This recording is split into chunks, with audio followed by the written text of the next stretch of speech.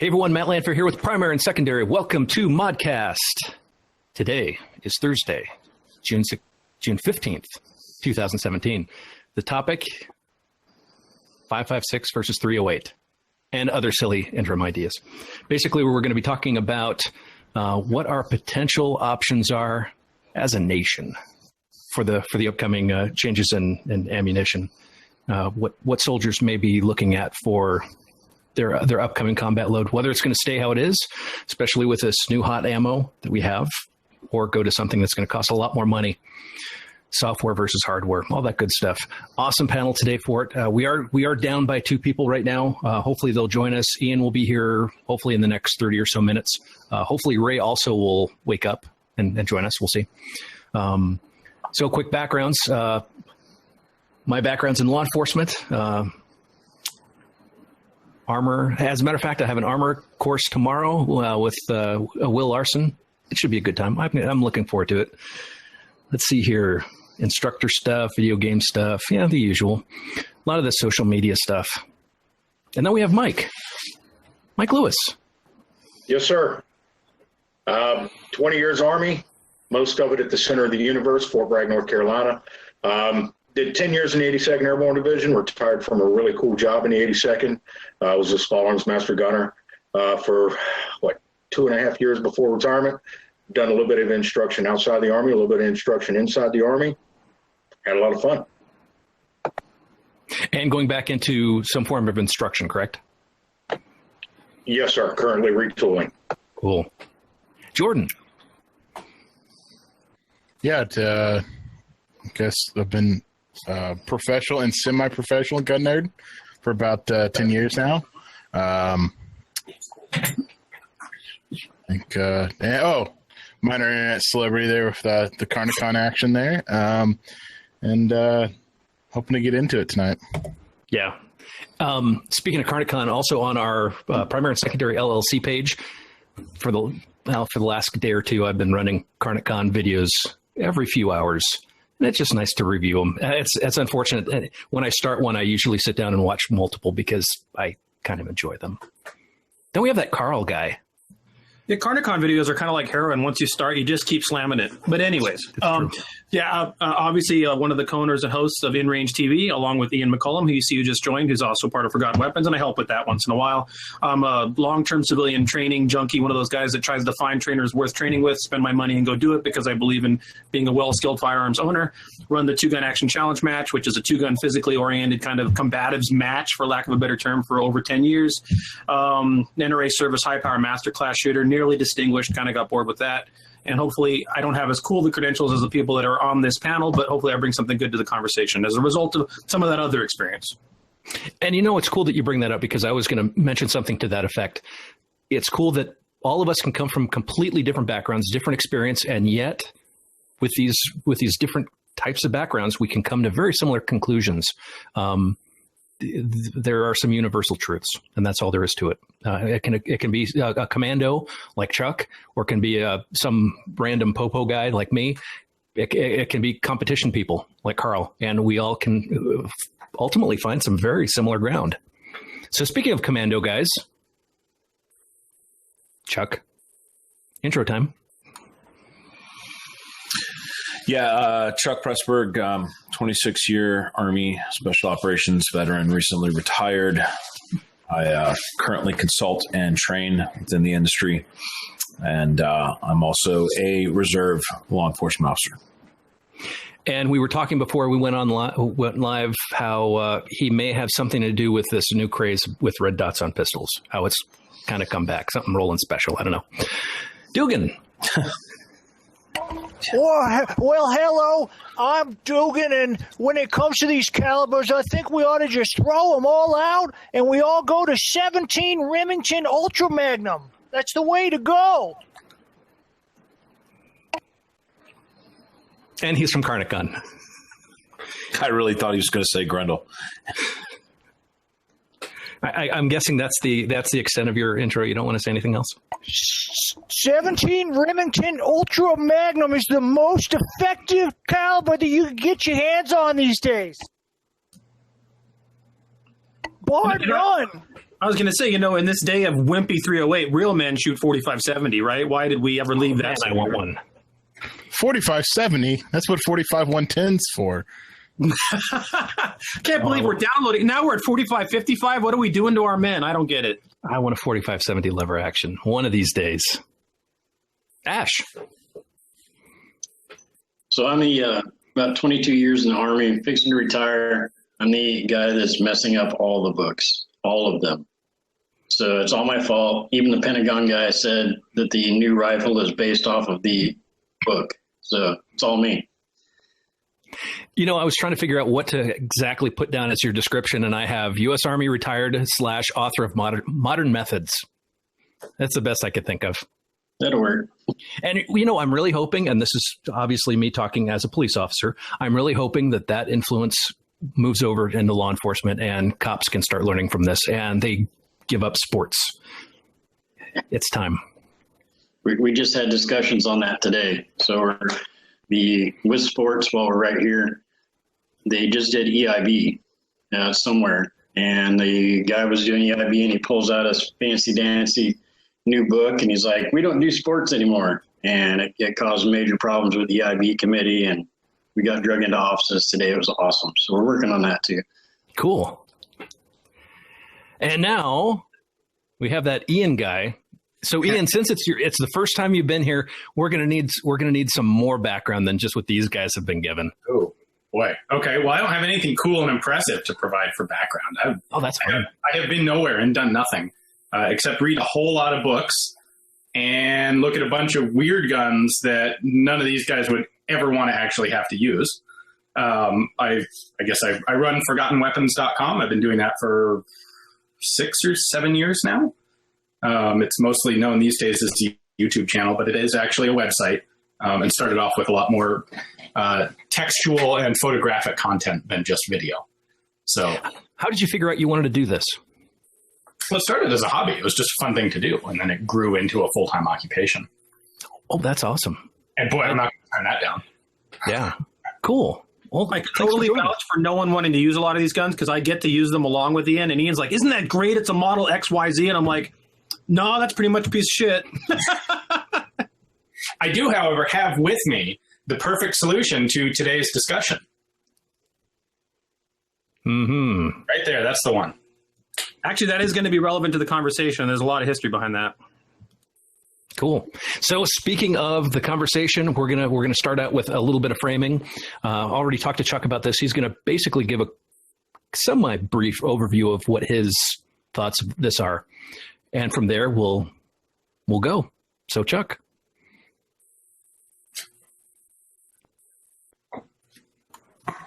Yeah, in a nutshell, I've been blessed to be in 3 different units that used an arms room style concept when equipping the soldier. And at one point, it just got ridiculous. I think in 2005, I had a giant Pelican case, the big square ones. I mean, like not the rectangle ones, the gigantic square boxes with the extendable handles. And I had 3 belt-fed machine guns and something else in there, and I would just drag it along from fob to fob, like Mark 48, Mark 46, HK21 Echo, SR 25 broke down, 2 416s. I mean, it was ridiculous. I had every gun that I could possibly ever want, and so I was blessed where I could do what I wanted. I could see the enemy, figure out the trends, figure out the distances, figure out the intermediate barriers, figure out the engagement durations, how far away was I from vehicles and resupply, temperatures, other environmental factors, soldiers' load. I mean, it was all wide open for me. Unequivocal conclusion that if there is not a terminal ballistic reason why you need to carry a 7.62 cartridge, then you should not be carrying a 7.62 cartridge. I've said it a couple times in private and in public. When I go to Afghanistan, to places where I'm not going to be engaging a lot of technical vehicles. And then I look at the Adobe, and this is Adobe that I've done live ballistic testing on. This is Adobe that I know will take 75 rounds of 50 cal to make an 8-inch hole. 7.62 gets you nothing in terms of intermediate barrier defeat. It does nothing. If I have to empty a can of 50 cal in a cone of fire that is almost dead on top of each other in order to affect a breach in a wall the size that I could stick a hand in a hand grenade through, then a Mark 48 or a 240 Lima, it's doing nothing barrier standpoint. So then you have to look at other factors. Are you a daytime unit or are you a nighttime unit? Are you in a rural environment? There's something to be said for 7 to 1,100 meters, and that extra distance. We're saying doctrinally that the 240 is supposed to extend beyond the saw. And if I was an infantry patrol walking through cornfields in name the valley of Afghanistan, waiting for somebody to shoot at me, you can bet your ass I'm going to bring 7.62 machine guns, a lot of them, and all the ammo. But if you're conducting night operations, and the only max limitations are your ability to properly target ID and process using night vision, then the chances of you needing the distance that a 7.62 belt-fed machine gun provides over a 5.56 isn't there. And in order to get the effectiveness of these machine guns, you've got to bring your tripods, which most of these guys aren't going to do anyway. So we're talking about machine guns. And that's why I'm staying away from maximum effective distances really in this conversation, and guided more towards terminal effects and intermediate barrier defeat, because that's the only argument for an individual rifle in a terrain other than someplace like Afghanistan, where it's like, yep, there is nobody on that mountain that is American. Yep, those are green tracers. They're coming back at me. I don't need an ACOG, or an 18, 3 to 18 scope to figure out that the people on that other mountain shooting back at this mountain are hostile, and therefore I can get out there and get after them. But if you go to the environment like Iraq, there's no need for that battle rifle. It serves no purpose. The 7.62 cartridge serves no purpose. Potentially maybe a niche, throw a MAGA black tip in for some type of vehicle defeat of a light skinned vehicle or something trying to run over your element or get away or something like that. But even then, I would say that the vast majority of vehicles that I've seen stopped are fluid loss due to hose puncture and potentially starting secondary fires and or electrical failure as a result of disruption of the wiring package. So you're not really killing anything with your bullets anyway in terms of like punching metal and all that. If you can get through the side of the damn truck and get into there and start thrashing hoses, how much bullet ass do you need to bust a hose that's got some fluid in it that's important to the running of that engine and make it stop doing that? So when we throw all of that in with, let's compound that on top of our soldiers can't shoot, and therefore every round they fire that is as heavy as 2 rounds that is a miss is basically we're going to take our incompetent soldiers and double their miss probability by per round of their basic load by capita, however you want to work that factor out. So 75 misses when you're carrying 120 bullets is much worse than 75 misses when you're carrying 210 bullets. It's simple math. And so you're now doubling down on that soldier's piss poor marksmanship. Yeah, he might be able to, get some better lethality if he actually hits a human being with this bullet. It's kind of it's one of the reasons why the Rangers, I hate using analogies and bouncing around, but it's one of the reasons why the Rangers stopped carrying AT4s and went back to laws right after the GWAT started, because people miss with rockets, and a law weighs as much as half a rocket.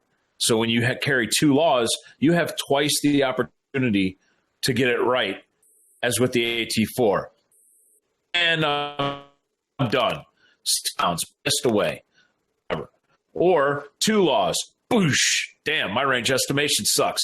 Add 50 to that one, Smitty. Boom. And now we have a burning Toyota pickup truck. So you're taking your lethality probability and increasing it, or your hit probability and increasing it by increasing the amount of bullets that you're carrying. So every 2.556 rounds is a spoiler shot followed by another shot compared to every 7.62 round that's fired. And spoiler shots are a thing. We've all seen it.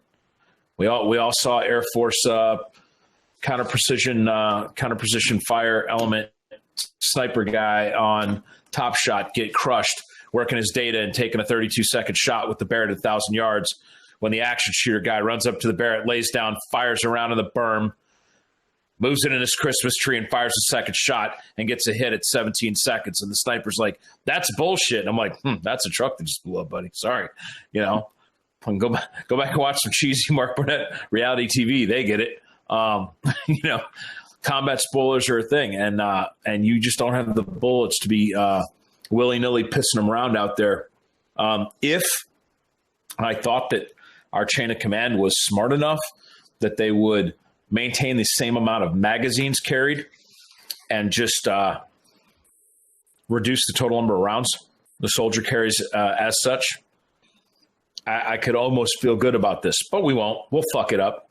And if they're making them carry 7 mags now, they're going to make them carry 7 mags or 9 mags or 10 mags or 11 mags of 7.62. And that's going to get you into second, third order effects. In addition to the sheer weight put on the soldier, reducing his effectiveness, increasing fatigue, things of that nature, you're also going to increase bulk on the soldier. The soldier's bulk is going to go exponentially. I already fight trying to get soldiers to stop carrying double stack magazines on their front. It's going to become a requirement. You're going to have to do it. There's going to be no real estate not to. So you're going to have double stack 7.62. It's going to stick out further. It's going to eat up magazine pouches faster. There's going to be an unfactored nylon life cycle going on at the CIF that nobody knew about. They're going to buy these pouches and be like, oh, this is a one-time thing. We're going to replace the 5.56 pouches with, whatever KDX, KDH, or SDS shit fucking Cordura knockoff crap that we decide to buy as a government. Soldiers are going to wear that, and the corner of their double-stacked SR mags are just going to rip right through that nylon and immediately start destroying the feed lips on whatever lowest bidder magazine we decide to go with for our 7.62 rifle that isn't going to feed worth a fuck anyway. And then people aren't going to be able to climb, not going to be able to go over a wall, not going to be able to, hop a fence. Guys are going to be getting caught up. We're going to relearn all the lessons that it took over a decade to slick down the guy's body armor to a manageable level like you see today. The guys that are salty, that have been around back when we were still fighting and not just training and advising, most of those guys, and as a second, third order effect, their subordinates have pretty slick gear. I don't believe that is going to continue. When I was with an element that was running 7.62 battle rifles, I remember we were doing some stuff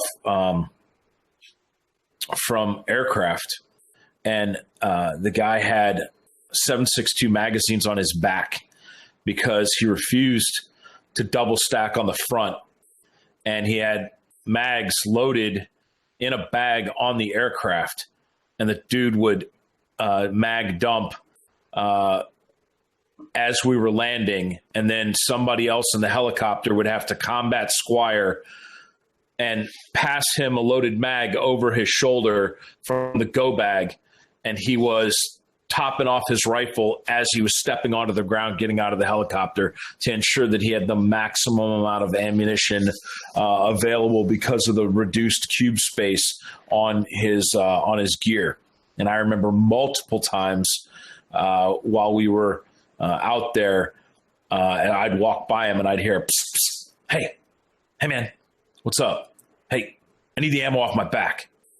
And I'd walk up and he'd have like one mag left on the front of his gear and a cargo pocket full of empty 20s.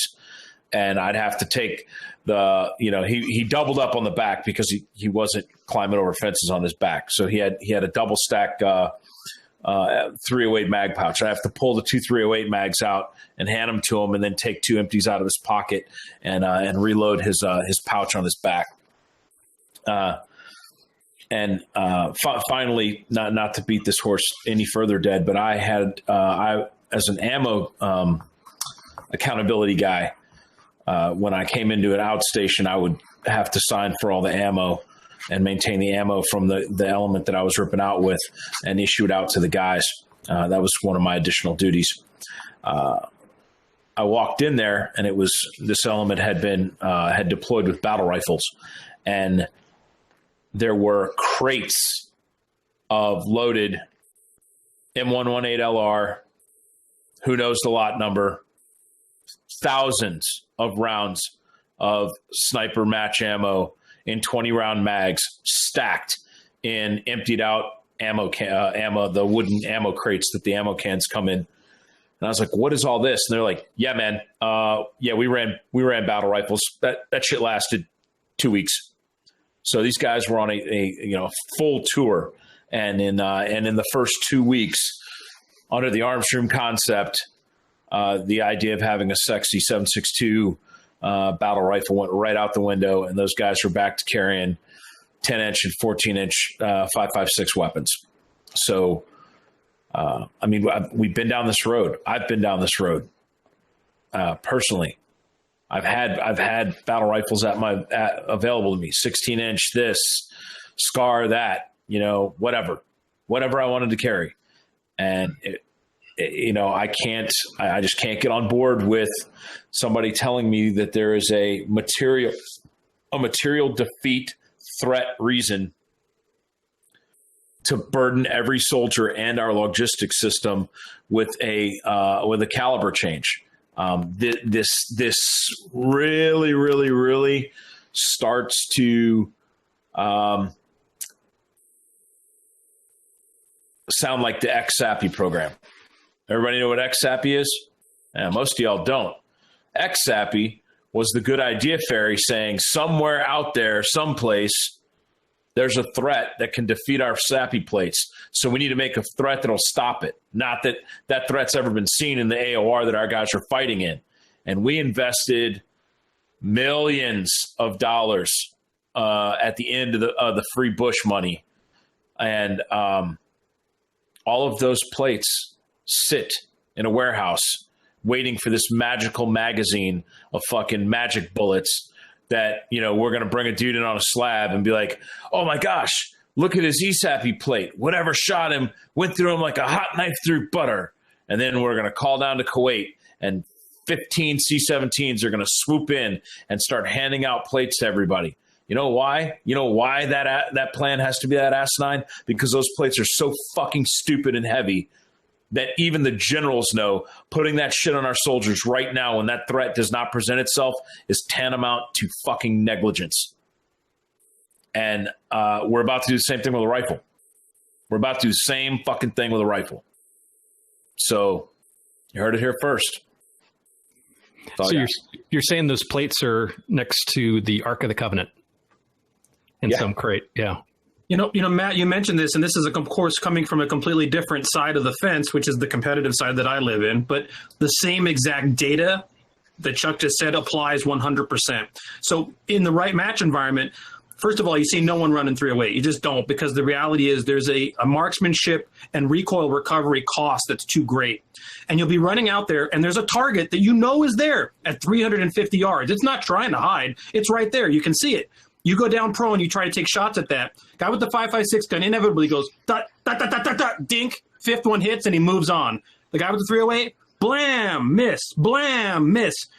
10 rounds later, he might get a hit. And the marksmanship requirement to run that 308 gun at the same level of speed and proficiency that the 5.56 gun can be run at is much greater. So if we can't get guys to get hits with 5.56, we are not going to get anywhere near getting them hits with 308, and they're going to have a weight and ammo loadout deficiency cost in the process. So not only will they not make a hit, they're going to run out faster, and they're going to have a hard time keeping rounds even near a target that's not even trying to be seen. Can I chime in on one thing before we get too far adrift of the original premise? I'll take that as a yes. No. The one thing that I heard Chuck say that didn't sound like exactly what I was hoping everyone would come to the conclusion of is that 5.56 is actually, unless you design a stupid bullet, a more lethal bullet than 7.62. And we've got trials that have shown that all the way back to the pig tests and the goat tests in the 20s. If you make it something like semi-AP, then yes, it's potentially not as good. But if you put in the effort to design a lethal, a terminally or a ballistically effective on a human body bullet, small diameter can be significantly better than large diameter because velocity is more important than weight. Ian, run with that. Let's stay on that specific. I agree. But let me throw one thing on that. And I think Fackler went around this. And so, for example, the fabled AKM 7.62x39, not 308, but 7.62x39, still a 30 caliber bullet at a slightly lower velocity, which, by the way, 308 achieves that same velocity not too far out. So you're essentially at 7.62x39 ballistics at a certain point, right? The reality is those kind of projectiles tend to ice pick through and don't cavitate for 10 to 11 inches of penetration through a soft medium, while 5.56, as long as it's at the right velocity with the right projectile choice, does things quicker, has hydrostatic shock, cavitates, and fragments. Yeah, the reason why I didn't bring it up, honestly, is this is something I learned talking to socialists. If I've got 15 things that I all know are right and the socialist is wrong, I concede about the top 3 or 4 points to the socialist. Like, hey, let's just say for the sake of this argument, 7.62 is better. Now, let me tell you what you fucked up. And it just helps it out. When you talk to Billy Bob at the gun store, I just go, oh yeah, 308's better, whatever. And then I roll down the road. But you are 100% correct. Science and physics are in your favor.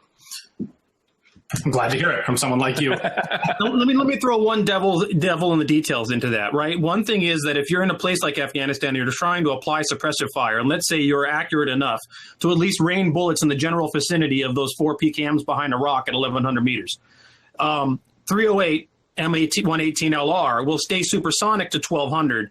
5.56, especially M855, goes subsonic around 800 meters or 650. And so that crack of that supersonic bullet pass is less suppressive. Is that a problem or not? Well, what about M855A1? I don't know where that goes subsonic. Do you? I don't, and I don't know how much anyone's allowed to discuss. Well, if it's supposed to be all ballistically superior or similar, it's not going to be much different. But yeah, I'm sure it's further. Well, I'm going to go ahead and guess that 855A1 goes subsonic sooner than 118LR does, right? Just because that's the ballistic coefficient at work. But my point is that I keep hearing this PKM thing, right? Which I'm not there, but this is my understanding. So they're laying down pretty much unaimed, but already strategically coordinated fire at a position with 4 of these things and just laying the heat.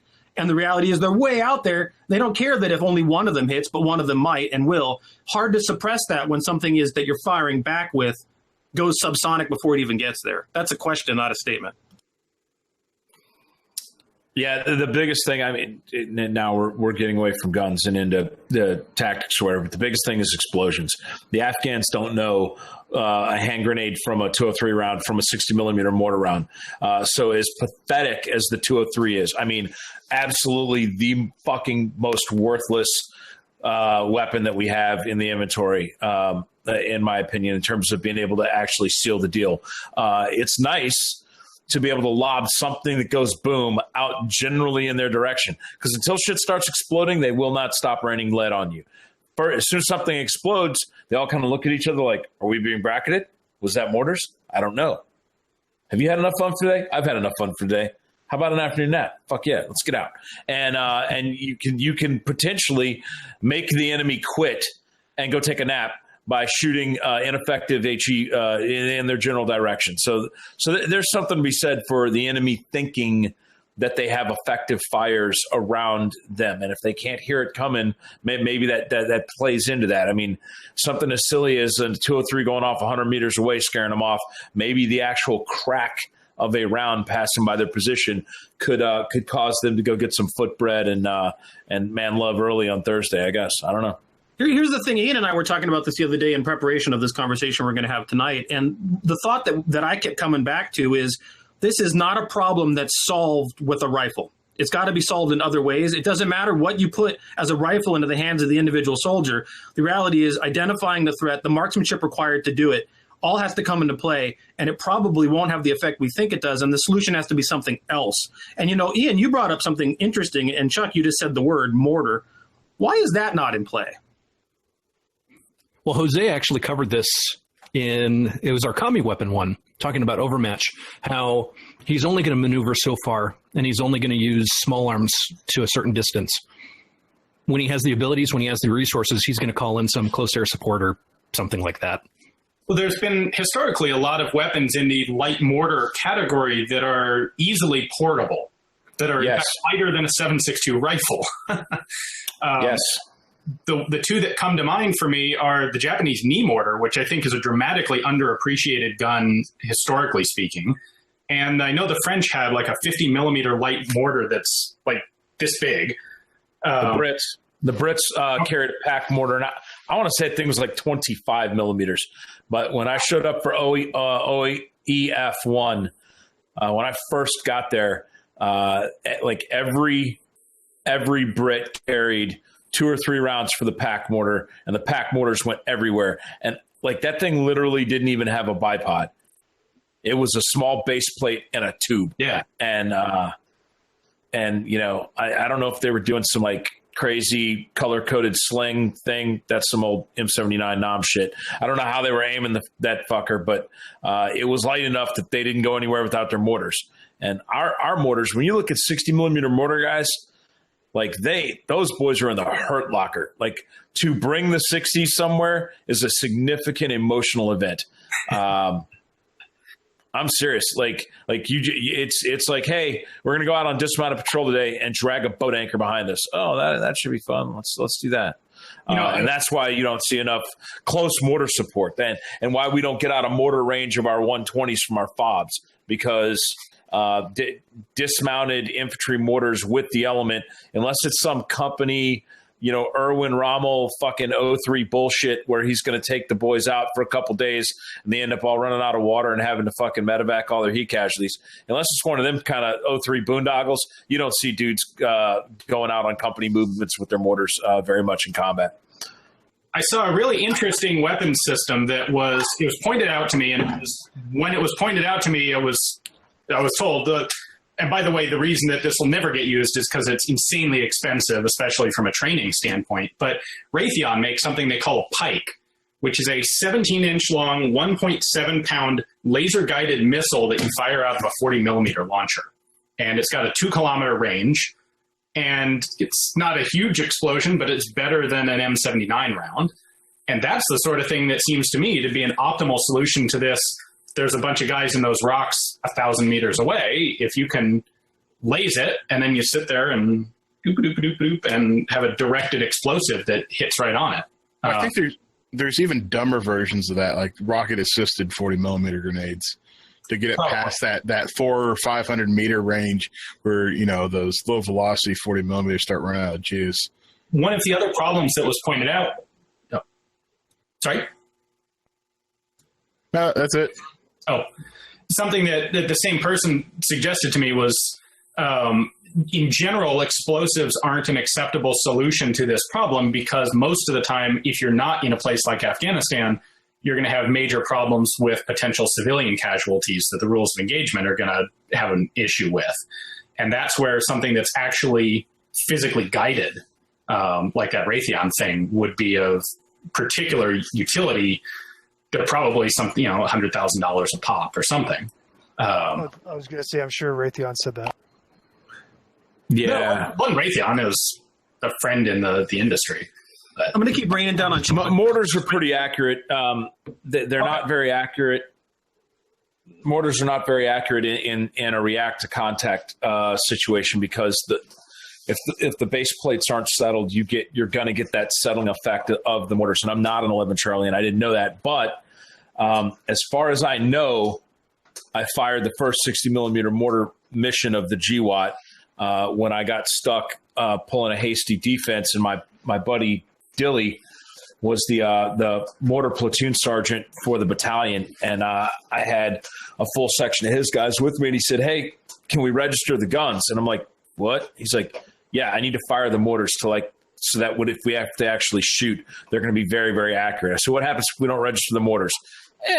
Shit can land off about 200 meters from where so how are we going to register the mortars, and how do we avoid civilian casualties? He's like, I think if we kind of fire it down. Any of you guys ever been to Gardes? I think if we just kind of fire it down the runway this way, I think we'll be okay. And it's nighttime, Dilly. How are we going to see where those mortars are going?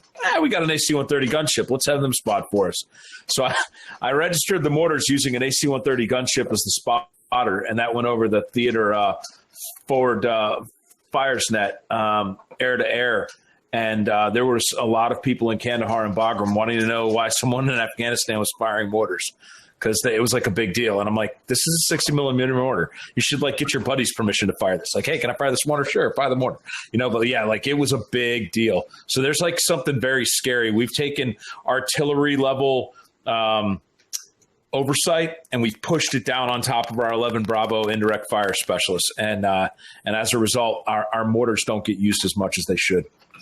So this is I don't want to take us off topic, but I think it is on topic, and I think we can talk more about why, even if we were to change cartridges, 308 is not the right answer, but that's part of the conversation. When it comes to this, Chuck or anyone else here, how much of this discussion is based around us trying to mitigate a shitty ROE versus fixing that problem?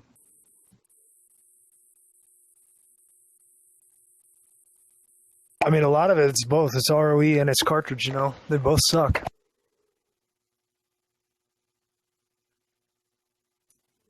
Come on, Ash, Mike.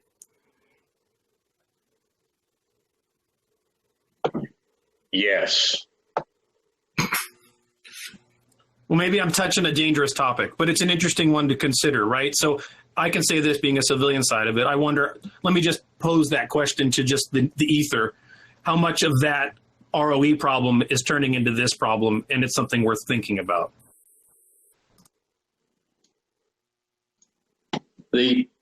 So where part of this came from is the boss got briefed up on something.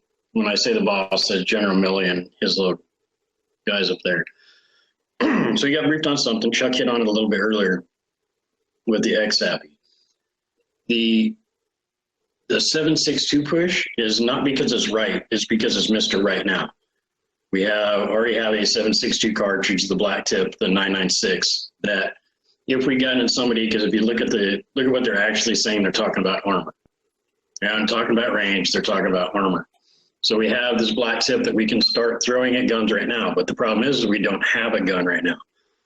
So if we were to say, if we were to deploy somebody, the guys, the 173rd guys that went over to play around Poland and all that sort of stuff, they got into a fight with somebody with armor. We don't have a gun to put in their hands. We'd be handing them that M14 thing that floats around, because that's all we have. So what they're looking at is they're looking for something that, other than the SCAR, and they might be looking at the SCAR too, but just like you just grabbed one right there, we need to be able to do that in some sort of thing for, say, a rapid deployment force. So that's more what they're looking at. Yeah, we want to go to something later on, but that stuff is not ready yet. But that's really what we're looking at, is that, and is it forward thinking? Is it something that we never do? Is it military industrial complex pushing back towards the Russians? The Russians make them a lot of money and have for years. So that's kind of where this cartridge thing is coming from. Was that? I'm not sure that we can say this, or if you're at liberty to say this. Was that a real scenario or a hypothetical scenario? Could be both. I mean, it could be they're looking ahead. So what if somebody was to get some cool armor? So my guys, and they get. I mean, traditionally, if you look back, we got ARI research that other than very specific parts of Afghanistan, 90% of combat since like 1775 has been within 200 yards. So when you look at 200 yards, and it's easy to say, just shoot them someplace else. I got it. But our guys can't even hit a guy right now at 200 yards reliably, let alone have to do a headshot or a pelvic shot to do something else. So we need something that for the average guy that can only hit a 20-inch target at 200, which is still shitty shooting, but for that average guy to get some sort of effects on a what if this guy grabs some plates, which we can't do right now. Even with 8x5A1, and I'm a huge A1 fan, I'm still not going to get, AR 500, I'm not going to get as much effects with the average shooter as I could with an average shooter with like an AP round out of a 7.62, because that's what I have sitting at the ASP right now. I can just go grab it. I just don't have a gun to feed it. So what I'm hearing is we all need a bunch of P90s with SS109 in it and backpack feed those. Bingo. Boop, boop, boop, boop, boop. Bullet hose it all. But doesn't that go back to what we talked about earlier, in which if they can't make, I got it, they can't make a hit with the 5.56 gun, they're going to have less of that 308. Are they going to make a hit with that? It's even harder. And that's the big question I spend my days walking around Building 4 at Fort Benning, and then I go over and hang out at Building 70 where all this stuff is coming from. And even when I did my little 2 hours at the Pentagon last week, it got talked about in that little 2 hours there too. It's the talk of the town. How do we get guys shooting better? How do we get guys hitting targets? The first thing is we got to get 25th and 82nd off for shooting all C targets. To where we can actually. Yeah, you're welcome. Dick. But we need to know if the guys can even get hits out to 200, which, got to get off paper. But so they're looking at the marksmanship side, and that's why they're looking at the book. We try to get the book improved. We try to get them shooting better. And then we can weigh that question. We put them at 140 rounds of 7.62. Are they actually going to get hits? And is it going to be slower? Is it going to be, we were talking yesterday about putting 4 guys in a room with 7.62 guns unsuppressed, and just doing an entry with 7.62 guns would just be miserable. So that's driving that requirements when they're talking about it every day, and they're just like, well, is they going to get hits? History is not with you on that one. Traditionally, the most you can ever get from the General Army is about 100-yard effective fire. And right. We can see that going back to the Civil War when they started the NRA to try and fix that problem. There were studies after World War II. I was just reading up on some of that this morning, that even guys who qualified expert couldn't hit out to 300. At 100, they're pretty good. And even the guys who qualified, who just barely qualified, were able to generally make 100-yard hits. But it was so bad that in the 50s, they actually legitimately started basically trying to figure out how to make a 300-yard effective shotgun in order to deal with this problem. Seriously, that's Project Salvo. Is if we fire 5 projectiles instead of 1, we don't need to try and figure out new training because they'll be able to hit something by chance. Well, that was. We'll get into the historic stuff, but yeah, the salvo and the SPIWs and all that jazz was. Yeah, it was all. Yeah, the 300-meter shotgun is what they wanted. Between the fletchets and the duplex rounds, and the hyper burst of more contemporariness. Doing all sorts of weird shit just to get more lead downrange was the whole idea. Well. What's interesting about those is it's an attempt to solve the problem without having to change infantry marksmanship skills. It's saying, what if we just completely write that off and assume that what we can train to now is what we'll always be able to get and really know better? How can we provide hardware that will solve this problem in a different way? Yeah, it's funny you go down that road, Ian. Hardware solutions to software problems, but there's also a software solution that, in my opinion, jacked things up.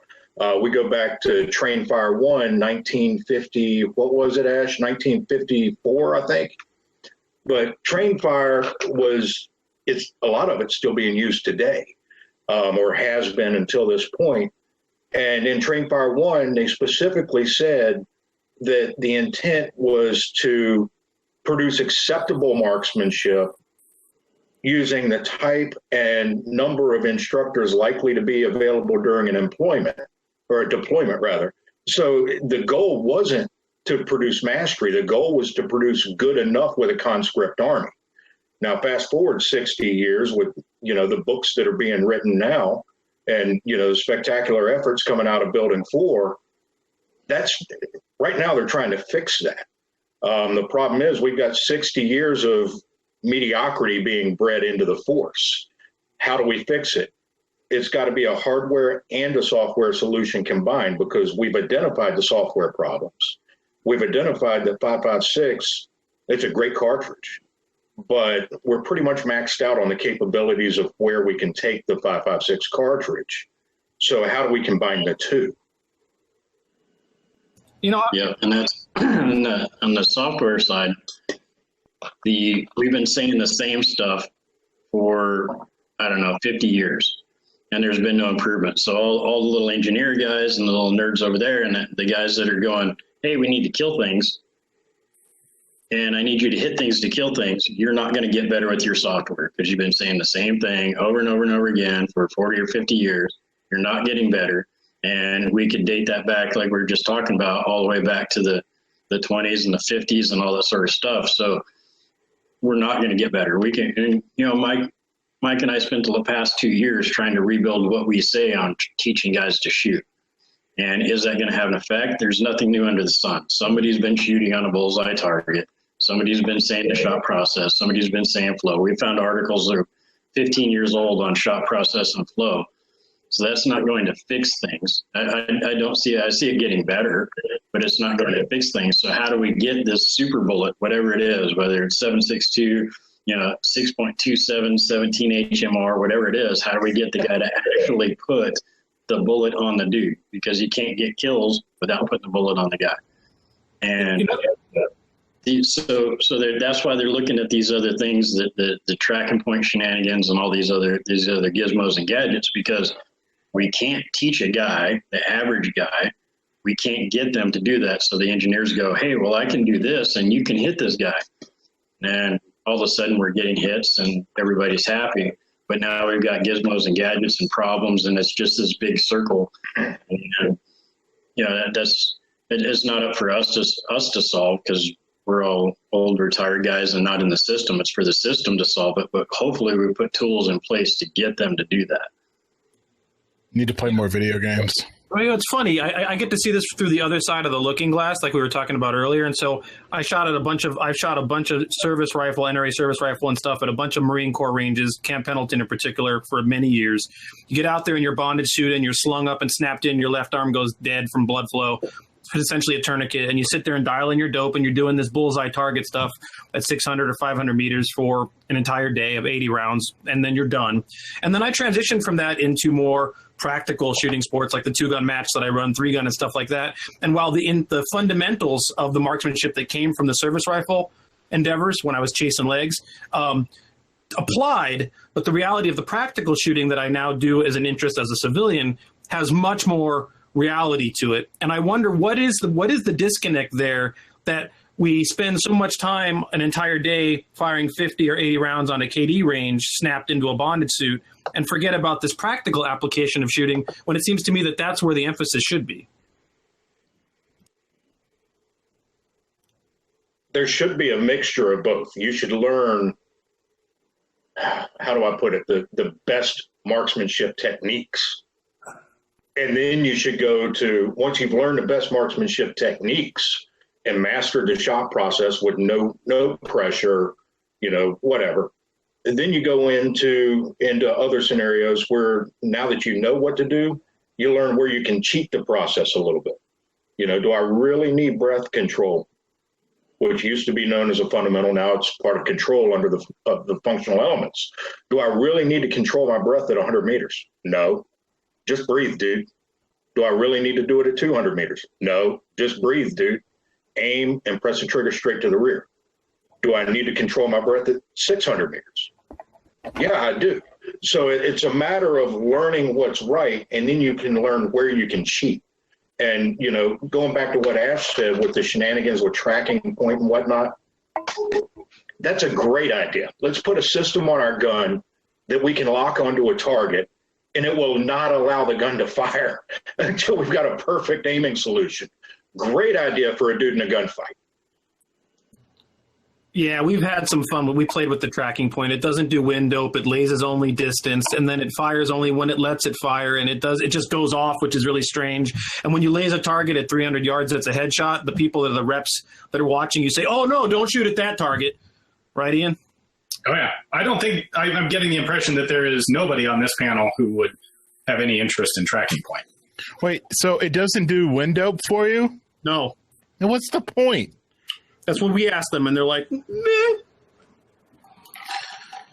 And so that's what we got to look at is training is that important that they want to give us a gizmo to get us there, right? And the gizmo doesn't even fit everything that we're talking about, like wind. And then so we get a good range estimation on there. That doesn't help me on moving targets. That doesn't help me in the wind. It doesn't help me on 30 things, but it actually helps the average shooter shoot better.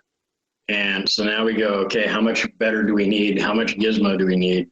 Do I need a $30,000 gun? And the gun's only about $800, and the rest of it is optics and gizmos and gadgets just to get hits at 200s on a low percentage, type target. And it's the everyday battle. And then we get to, well, hey, in the Army, we don't even have a quantifiable test that says a guy can change a magazine. But we want to do all this sort of stuff. And so that's the fights that we do, I wouldn't say on a daily basis, but every other day, at least once a week. We're either talking about it for the simulator, we're talking about it for the qual, we're talking about it for the new gizmos and gadgets and guns and blasters, and it's everywhere, and that's my life. I've heard this at the and Ian, you may have heard this too, and like Matt comes to mind, who I've mentioned to you before. Veterans that were deployed and they come back and they want to shoot some guns, they want to have some fun. They come to my 2-gun match and they shoot, let's say, 3 months in a row. And I've heard this from more than one of them. I'm not talking special forces guys, just combat arms guys, but they were deployed.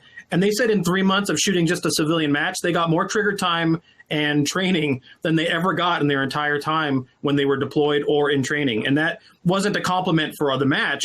That to me was a depressing state of affairs, that's what their experience was, and they were deployed with that lackluster level of fundamentals. A lot of units are faced with that. They've got, and Ray and Matt and I discussed this a few weeks ago with Ray's chat. There's different training priorities. This is the priority. That's the priority. The other's priority. You've got some craziness like 453 or something days stacked into a training year. And those 453 days are your training requirements for a year when you've only got plus or minus 270 actual training days in that year. So the commander has to prioritize his fires, so to speak. He says, okay, all of my soldiers came out of basic training at a level of proficiency. So we can kind of, check the block. For weapons training, we're going to do a quick PMI, preliminary marksmanship instruction, that some do, some don't. Those that do, it's about 30 minutes of covering the fundamentals, even though the fundamentals are dead now. Then they go zero their weapons, then they qualify their weapons, and hey, your weapon's trained. Let's move to collective training. And in the meantime, soldiers aren't receiving their recurring training or their continuing training or their quote-unquote advanced training. They're continuing to just hit that baseline that they've already trained at, and it checks the block because they've now qualified, and they can move on to other things. Does the qualification process have any real comparison to real actual gunfight shooting? Or is it a complete red herring as far as trying to determine how effective a guy's actually going to be in a gunfight? Well, you're shooting humanoid silhouettes in timed exposures. Okay, so they do at least not. They're not totally static. You're talking about the 300-meter pop-up range, right? Yeah, they are totally static, and the targets are totally static. But the targets are humanoid silhouettes in timed exposures. As far as realism, yeah, but you can. My understanding is you can game that course of fire by saving rounds and getting the score that you need to qualify by just shooting the close, easy targets. Dude, don't get me started. I've seen lane safeties stand beside the targets and say, "Okay, your next exposure will be 50-meter right, followed by 200-meter," and dude's like, "Okay, 50-meter right burn, bang, 200-meter, bang." And then you've got NCO saying, save your 300-meter or save your shots at 300 meters. You don't even need to hit a 300-meter target to qualify expert because there's only 4 300-meter exposures, and you need to hit 36 out of 40 to qualify expert. So save those rounds. Yeah, if you're in the fold gap and you're in the defense and you're getting, well, you just basically rolled out of bed and you just start slaying targets. That's pretty much as close to the qual as to real as anything. So we're not in the fold gap. We're not in the defense. We're not just rolling out of bed. We're doing this offense thing. We don't shoot from barricades. We don't shoot from around cover. We just shoot at these randomly popping up targets, and they're not even random because there's one qualification course of fire. So once you've seen it once, you're like, okay, I kind of know what's going on. See it twice. If you want to mess up guys, you pull up another course of fire and you tell them they're qualifying, and they're all looking at the 50. And the 50 doesn't pop up first, and they completely miss the target.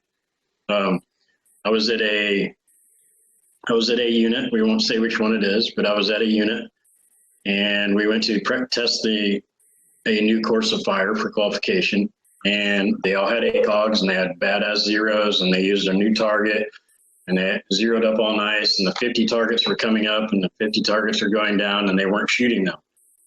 And we went through about 7 or 8 dudes, and I'm like, why aren't you guys shooting the 50? And they're like, we're not seeing it. And I was like, how do you not see the 50? Because it was actually an E-type. It wasn't even the F-type, the small one. It was the big E-type, and it's popping up, and it's, freshly painted, and it was great. And I could have thrown rocks and hit it. They had been shooting this damn Alt-C so much that they didn't know how to scan for targets on a course of fire that they knew.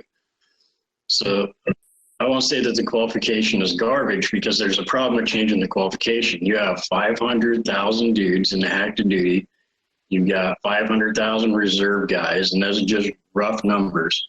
So you've got 1 million people sitting around that all have commanders that are based off this qual, promotion points are based off this qual. This whole thing is based off of this one thing. So when you go to change anything with it, changing it from 4 300-meter targets to 5 300-meter targets, now you're affecting everybody's qual numbers. And then all of a sudden, all these million expert marksmen pop up, and they're just like, I don't think we should do that. And then they start using your own words against you that most combats happen within 200 years or 200 yards over the past, 242 years. And then you're like, well, okay, we'll do more 200s. So, and then they go, well, we can't shoot them that fast. We need this time. And it just, the course of fire has no bearing on, I don't know, anybody's reality. Because I doubt if you've got guys at 50, their probably next target is not going to be at 250. If you've got guys popping up at the wire at 50, there's probably about 60 or 70 dudes popping up at 50, and you need to do a lot of work, and you need to do a lot of work right now. But, it's fun to watch, and we're trying to change it. We're working on a new course of fire that has barricades in it, it has some standing in it, has some kneeling in it, has some moving around, actually has reload times. Some of those sort of things that we haven't addressed, since 1959. It's weird. It's really weird to hear this because from the civilian perspective, we have so many opportunities to do stuff that's wildly more aggressive than that. And that's just such a strange thing because, frankly, I don't really need that in my life, but I can pursue it on my own accord. It's a strange paradigm to be listening to. Yeah, well, I went and shot a little. It's not a full IDPA sanctioned thing, but we go out and it's basically like pistol night, kind of like bowling. And we go and hang out and do a couple stages. And I went and shot. That's where I was at tonight. And that course of fire, even with 18 rounds, that course of fire was harder than the Army pistol qualification. and you had to move, you had to do reloads, you had to do all this sort of stuff. And, and I getting Chuck fired up with a pistol call.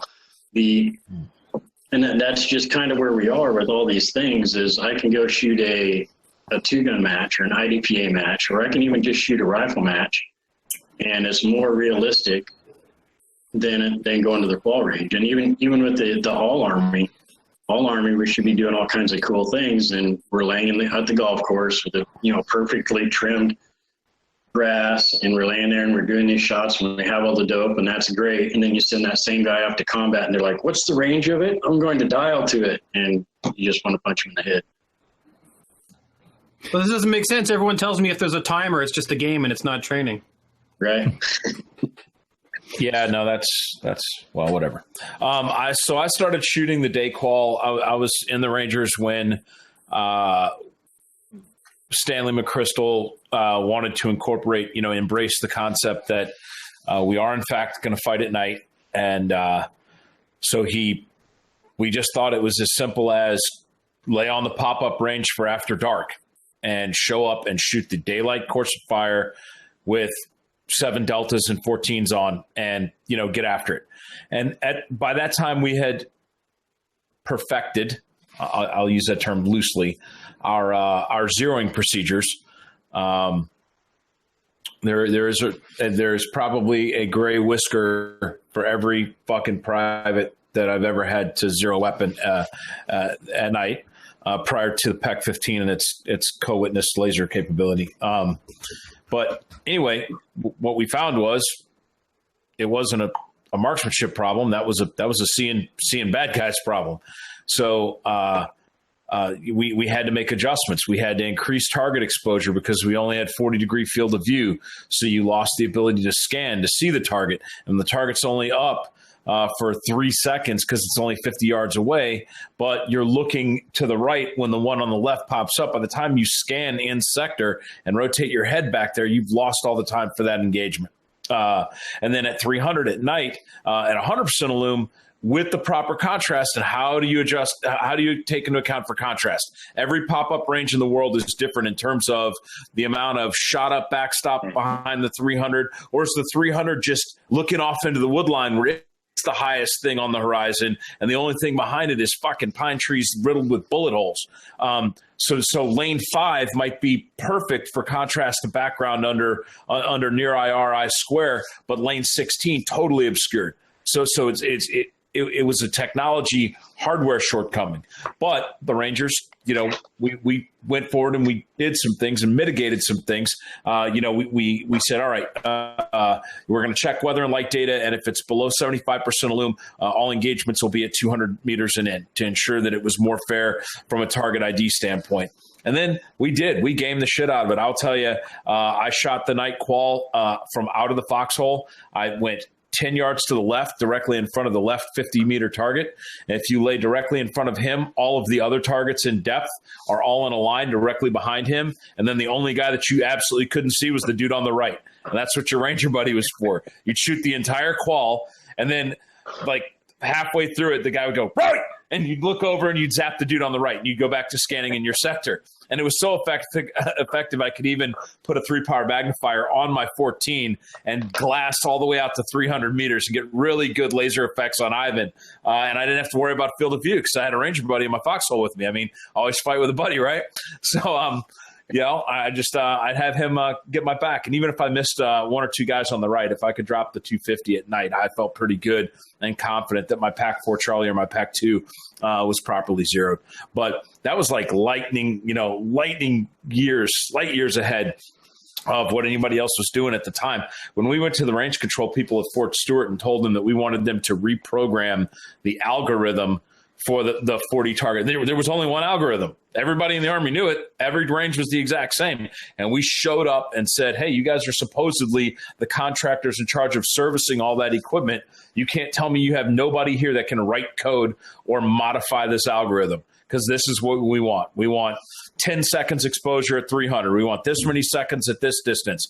We want a low light below 75% qual where we still have 40 exposures, but they're all at 200 and in. And we made them at the Fort Stewart range control rewrite that shit. And that's what started this, that's what paved the way for the awesomeness that we have now. And we're we should be. It's been 20 years ago, but we are light years ahead of where we were 20 years ago when I'm telling this story. I can't believe it's been that long. It seems like it was yesterday. Speaking of almost 20 years ago, while you guys were chit-chatting, I realized that I had some of my paperwork sitting here on the desk. I just moved. This is a letter to me when I was in headquarters, first the 504th at the 82nd as a sniper staff sergeant. And it says, look at that high-speed 82nd Airborne Division fucking letterhead.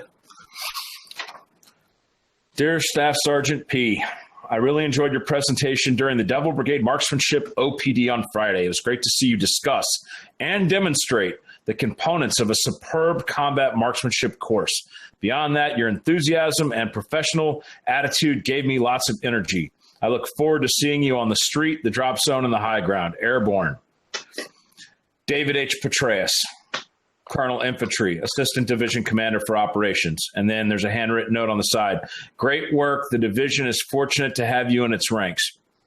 Now, let's talk about the background behind this bullshit. I get told I got to do a dog and pony show for every first sergeant and above in the brigade, and the subject is marksmanship. Why? Because combat marksmanship had become a thing, and those Ranger officers go back to the regular Army, and they start spouting things like Big Four, and all of a sudden that becomes the flavor of the day, and everybody starts scrambling to try to impress the boss.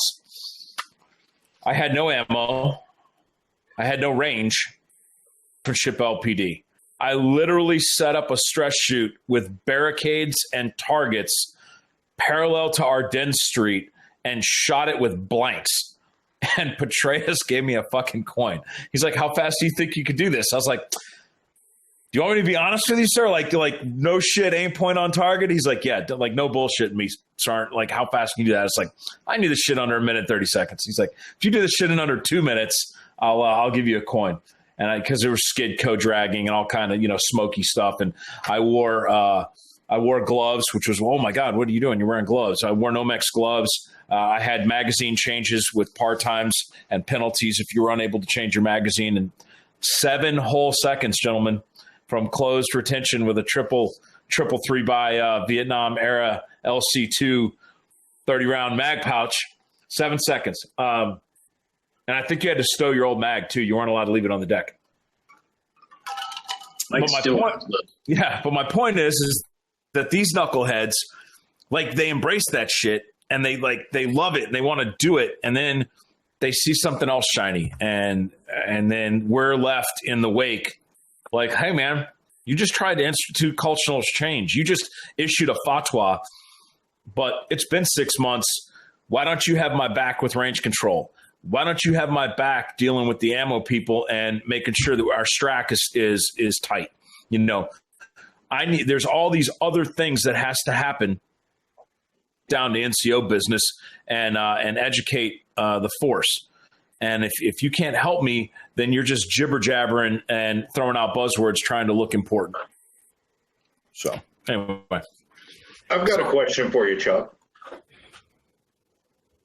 Did you say about that whole monologue was awesome, but did you say at the beginning, about 3 times something about zeroing lasers? That's heresy, because everybody knows you bore sight it and you're good, right? Yeah, no, we didn't even have the 10-meter bore light. I don't even think it was a thing back in 1990. By 99 it was, but in like 96, 97, when I was still at the regiment, there was no laser bore lighting. You just got after it. And I know. I see people that can't shoot for shit. They don't hit nothing with lasers. Makes me want to kick kittens. And they're like, but we bore lighted. Right. And, I went off about 80-second readiness crap in another Modcast, but my biggest complaint my first year in division was the fact that we were preparing to assume Division Ready Force 1, and there was not enough ammo to zero M68 aim point comp M's and iron sights. And the division, and this is the problem with the bureaucracy. You make these rules, and the rules are made for the right reasons, but they become the wrong rules. So you have this process by where Division IG comes down and does your operational readiness survey prior to assumption of the Division Ready Force 1. And part of that inspection survey is to ensure that your zero is annotated inside the pistol grip of your weapon. So you must, for ORS 0, battle sight 0, Z out the windage, Z out the elevation, which is totally jacked up. If you've had to take the nose of a bullet and do that stupid punk and spin on a front sight post 9 times down, and then you back it off 9 times, when you zero, where do you think you're going to have to go? Probably 8 or 9 down again. And so I used to hate doing that, man. I'm fucking the finish of my gun all up, you know, the Parkerization's fucking getting all jacked up. But I only had enough bullets to do that. And that's mission failure. Mission failure for the IG inspection. If I didn't return my fucking zeroed rifle from the last time that I fucking went to the range, unzeroed the motherfucker, and then zeroed it with the 18 precious rounds to my name, and then assumed fucking 18-hour wheels up anywhere in the world fucking combat notice with an unzeroed fucking aim point. That was reality in 1998, 1999 in the division. I hear that even now, when they do the fucking surprise blowouts for the guys to test their readiness during ORS, there's always alibi 0. The division staff is terrified of calling the boys out and making them fucking put rounds on steel without a fucking 0 range prior. Talk to Ray Bob about that. Talk to him about any time they bring up running an alert, an emergency deployment readiness exercise alert range to determine actual no shit combat readiness. No one in the chain of command will sign off on a no 0 marksmanship evaluation. That's pretty fucking sad. I was Ray's predecessor. I can neither confirm nor deny your allegations. But it's crazy. You're right. What it comes down to is risk mitigation. But, you know, this sounds like we're off topic, but I think we're completely on target, because this discussion here is relevant to what we started with, which is, if this is the problem we have now with 5.56, 308 makes it just worse. All these problems just become exacerbated. Yep. Am I stuck on broken? Nope. No, that was perfect, because I wanted to jump in and tell everyone who just joined us, yes, we are talking about 5.56 versus 308 or else or whatever. The problem is training. It's not the caliber. And the current discussion is perfect, because it's explaining what the issue is, that we can stick with what we have. It just now, what concerns me is what I'm hearing here sounds like it has a long legacy. And Ian, maybe you want to chime in on this, because I know this is your forte, but the reality is this kind of training problem exists. You go back and you see the ammo loadouts that were provided for training during the Indian Wars, and they had nothing. And now you're talking about 18 precious rounds to your name, Chuck, for you go with an unzeroed aim point. This stuff goes on to the 1860s. It's been part and parcel of the system for so long that it sounds like, is it gravity? Is it undefiable? Can it not be fixed? Life was good under Bush. You guys want to get mad? So 2 years ago, the report's a little old. 2 years ago, the Army bought 364 million rounds. We actually fired 165 million rounds. We left 160 whatever million rounds just sitting in ASP somewhere. And nobody knew where that ammo was, or nobody knew how to shoot it, or the training strategy didn't cover it, because I only had 18 precious rounds. But sitting in the ASP is another like 300 rounds that I could have shot if I could have asked the right guy. We didn't know who that guy is. So now 2 years later, the Army goes, hey, we're going to go ahead, and since you're not shooting these 50% of your rounds that you buy every year, we're going to go ahead and drop your round counts down, because you're not shooting your bullets, even though the guys on the line can't get to the bullets. We was at another unit, and We said, hey, how's ammo? And we're at the division. And the division's like, oh, we got ammo for days. We've got more ammo than we could fire. We would burn all of our guns up if we fired all this ammo that's on the base. Then you go down to the brigade. The brigade's like, yeah, we're pretty good at ammo. We can get it when we ask for it. And you go down to the battalion. Battalion's like, man, I can't get any ammo. And then you go down to the company, and they're like, ammo? And so the division has got millions of rounds sitting there, but everybody takes their 10% off the top that I don't know what they're doing with these bullets. I don't know if they're paying on black market, something like that, but everybody gets their 10%. And so if division says that these guys have 100,000 rounds, brigade takes 10% of that and then hands it down to battalion. So we're actually giving bullets back. We're not buying 360 whatever million rounds anymore. They're actually going to take practice bullets away because we're not shooting them to save cost. Even though we can't get bullets to train, we're just not training because the priority is off, because Tommy wants to get a expert rating. So he goes down to the range, he takes his 18 rounds, he zeroes it, he gets his 40 rounds, he shoots 39 out of 40 on a Halsey, and he's good to go to combat. And that's the circle of stupid that we're wrapped up in. Well, the rabbit hole actually goes deeper than that. I talked to company commanders that would call me and say, dude, I need ammo. And I would look like you're saying and say, sir, I'm looking at your brigade's allocations and you fired X% less than 60 for the fiscal year. And we're in July. The fiscal year ends in 2 months. Your brigade has plenty of ammo. Your problem is ammo forecasts. You need to talk to your battalion and your brigade ammo people and get them to forecast you ammo. And they're not doing it because they're trying not to do ammo turn-ins. Oh, we don't want to have all this leftover and have to turn it back in. They're not doing the practice stuff because they've got other priorities being EO, SHARP, MRT, suicide prevention, don't drink and drive, don't whatever. So you've got all these competing priorities. And then you've got, Private Tommy over there that can't zero his M68 in 18 rounds because he doesn't understand his equipment. And I'll go back to, like Chuck was saying, in 1998, 1999, when I first got my red dot, I looked at my squad leader. I was like, hey, man, how many clicks per block? Because, the level of training we were at, we didn't understand minutes of ankle.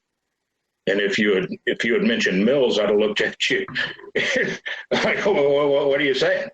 But hey, man, how many clicks per block? I don't know. Did we get a TM? No. And come to find out, my company armorer from the time was here in North Carolina with me and took a trip to Georgia for training last weekend, 2 weeks ago now. And we were talking about that on the road. He had all the TMs in the arms room. But the commander didn't want to issue them out because he was afraid Joe would lose them and they're accountable items. So we had no idea what the adjustment value on our optic was because we didn't have the TM. We didn't have the TM because it had to stay in that bag in the arms room so it wouldn't get lost. And me and my squad leader are on a range trying to figure out what the adjustment value is. It's a vicious cycle and it leads to mediocrity. Well, don't forget to focus on the red dot like it's a front sight, right? Don't focus downrange, focus on the red dot. But obviously, I'm kidding. But I also, of course, I thought all those allocations of ammunition were used to make, death camps in American cities. I'm confused now. So I want to hit on something that Sean Smith said in the live chat. We're sitting here and we're kind of beating on ourselves.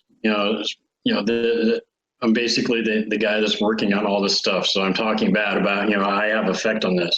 But Sean said that it was depressing and that we're so bad off. And then that's kind of the kicker is because, we're beating on it, but we're not that bad.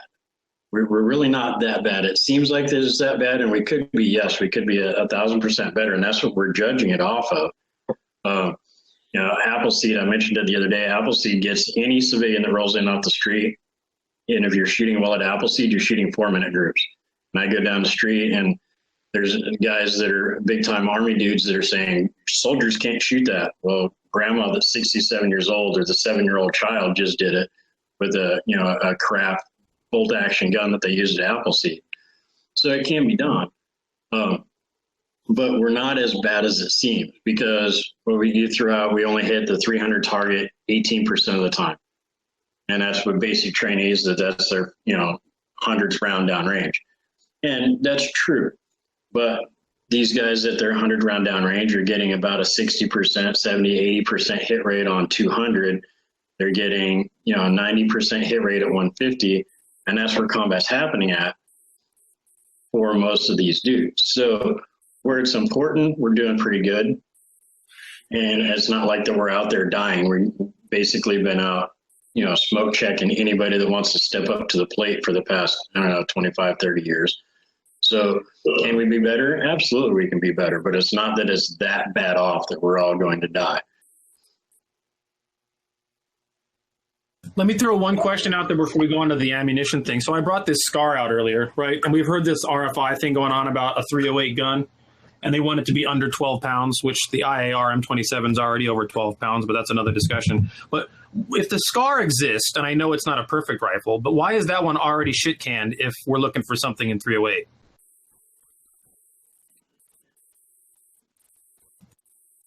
We're still trying to figure that out exactly for whatever reason. And I asked, and I'm not inside the cool bubble. Chuck might know more. The guys that we're talking to, Major Bohannon and all those dudes over there at the lethality branch, the 17 is going away. I guess it eats up optics. It does a bunch of things. So the 17 is not real favored upon in some circles. Some circles it's great. You look around, some guys love it, some guys hate it. But what they're looking at is that they just did the RFI for a 308 gun just to see what pops up. If the SCAR is the best thing that pops up, then we'll have a SCAR. If somebody else builds a cool 12-pounder that actually does great and wonderful things like the CSAS is supposed to be able to do, it might be a CSAS thing. But we actually have to do some sort of competition for this because we kind of snuck in the SDM gun, and that caused a ruckus. So for this interim rifle, we actually have to do a competition for it, put everything there, see what we get. I mean, we might find exactly what we're talking about here tonight, that the 308 gun is not going to get us anything, and it doesn't do anything, and hopefully the testing shows that.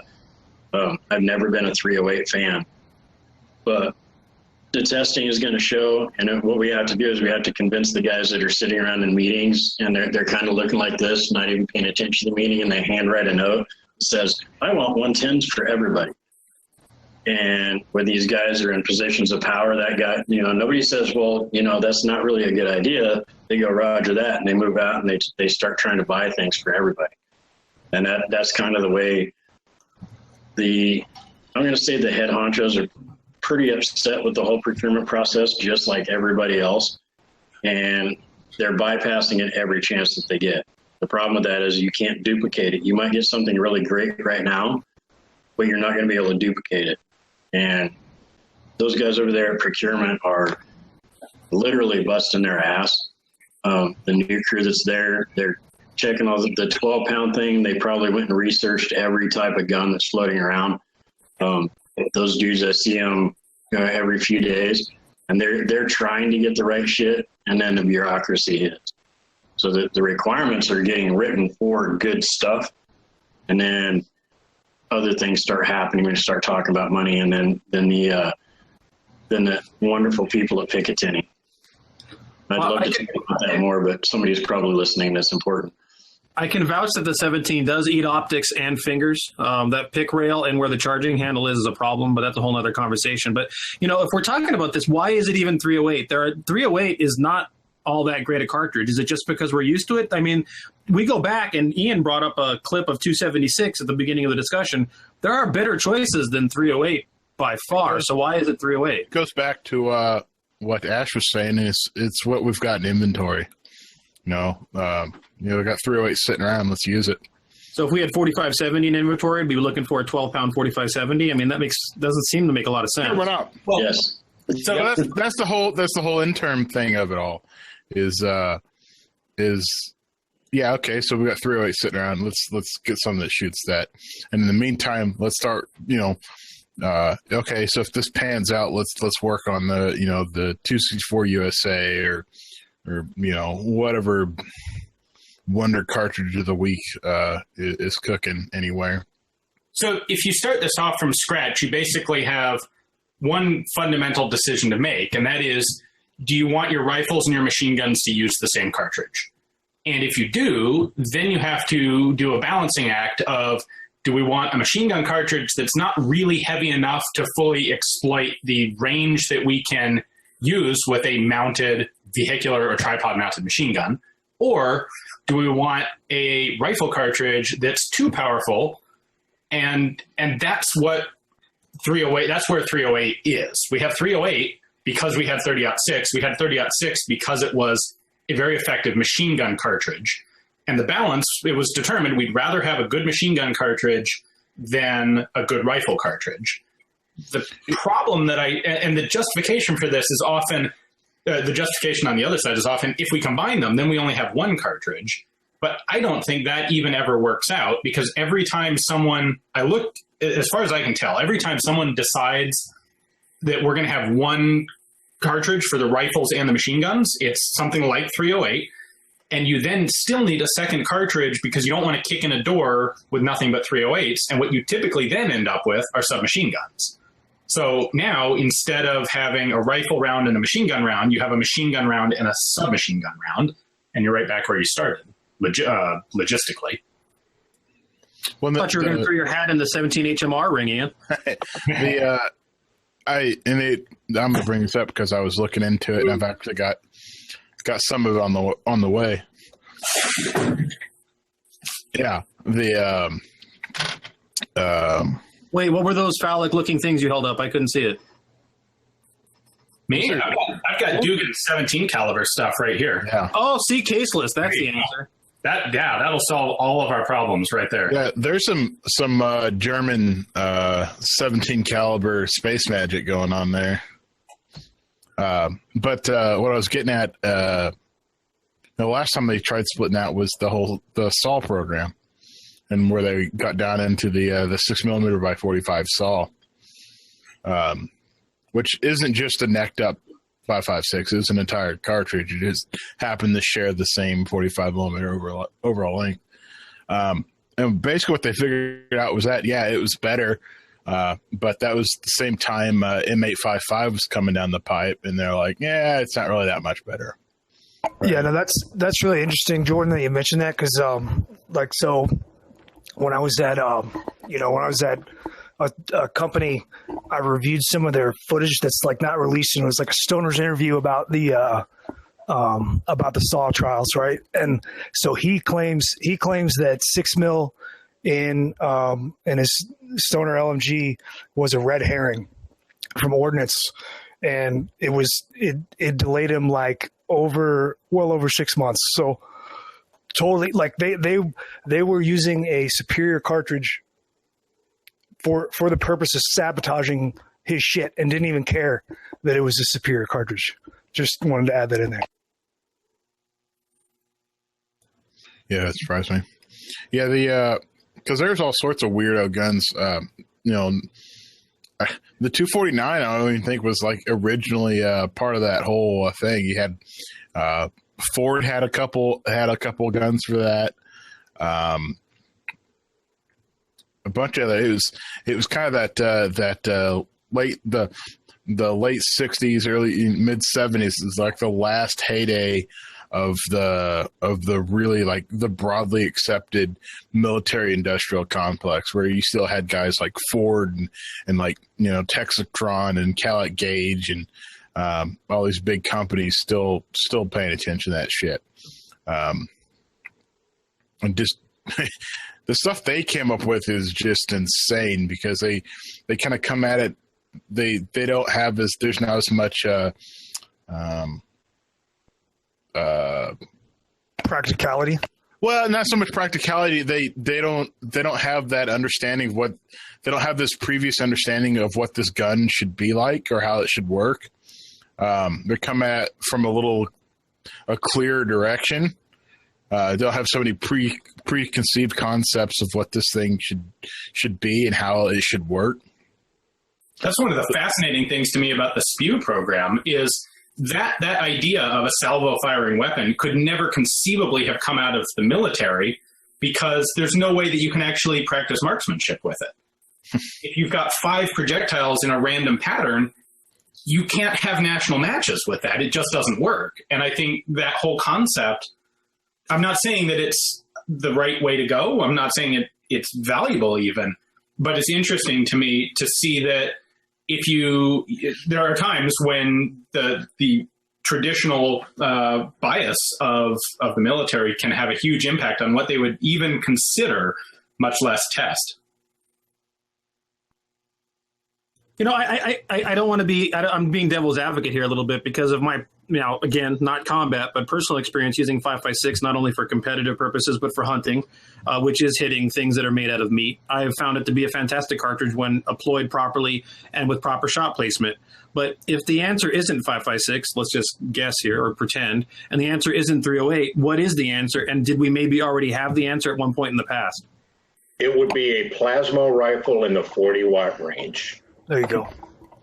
Yeah, I think there's usually like a duality in how militaries think about arms, or how people think about arms, and they have like something that's long range, something that's short range. And I really think it's more plural than that. I think it's probably 3. I think the 5.56 for its water capacity of the case is insufficient in terms of like efficiently moving any bullet that you could put in there for that water capacity.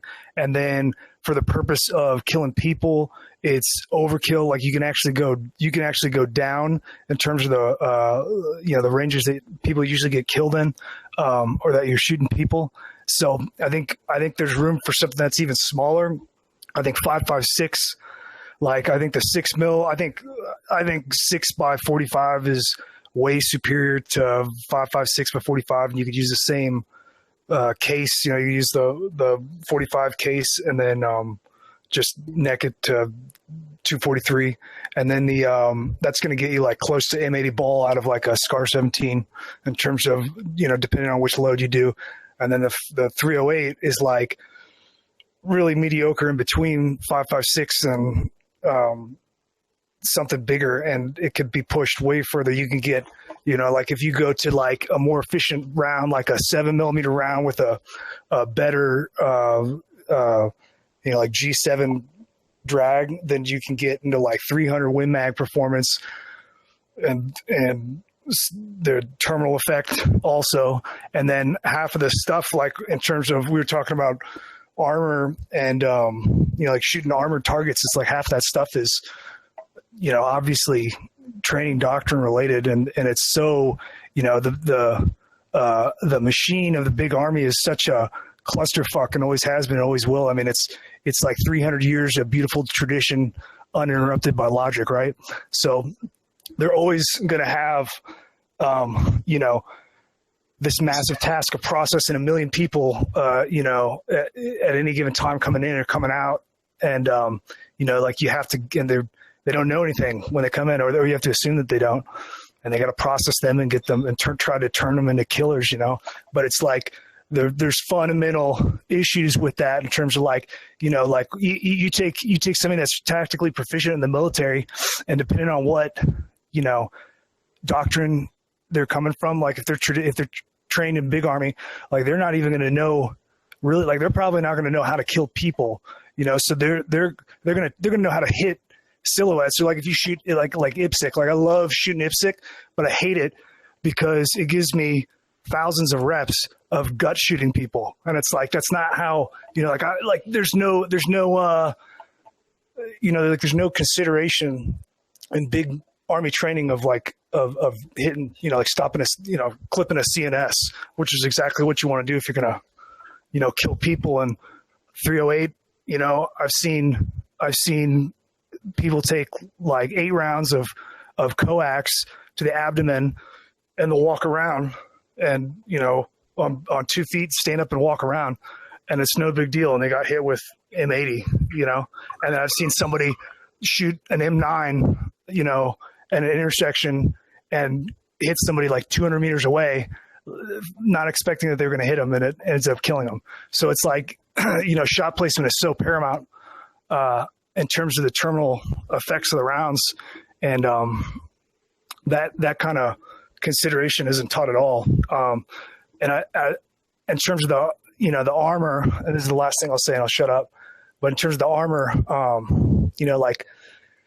like half that stuff, I mean, I'd say, like when somebody gets hit with a plate, it disrupts them for sure. Like even, like in a unit, like when in regular Army, like when I would see somebody get hit, they almost always stop. So like if they get hit in the Kevlar, then they're like, oh shit, and they duck and they pull back, and they're gonna like check their Kevlar, like probably during combat, unless they have somebody like right on top of them, like they're gonna pull back and like okay, you got that for a second, and they're gonna check their Kevlar. And if somebody gets shot in the plate, like I've seen somebody get shot like through the side, and so the bullet like rims the plate, and it'll give them like a nice cut across the belly or whatever, and then they'll get in the gun truck and they'll like pull off their plate or whatever. So it's disruptive just hitting them. So if you hit somebody in plates with 5.56 or whatever, something that's not designed to even defeat that level of armor, like you just pelt them with rounds, and then they're going to be done. And if the training is correct, you should be shooting in a place where,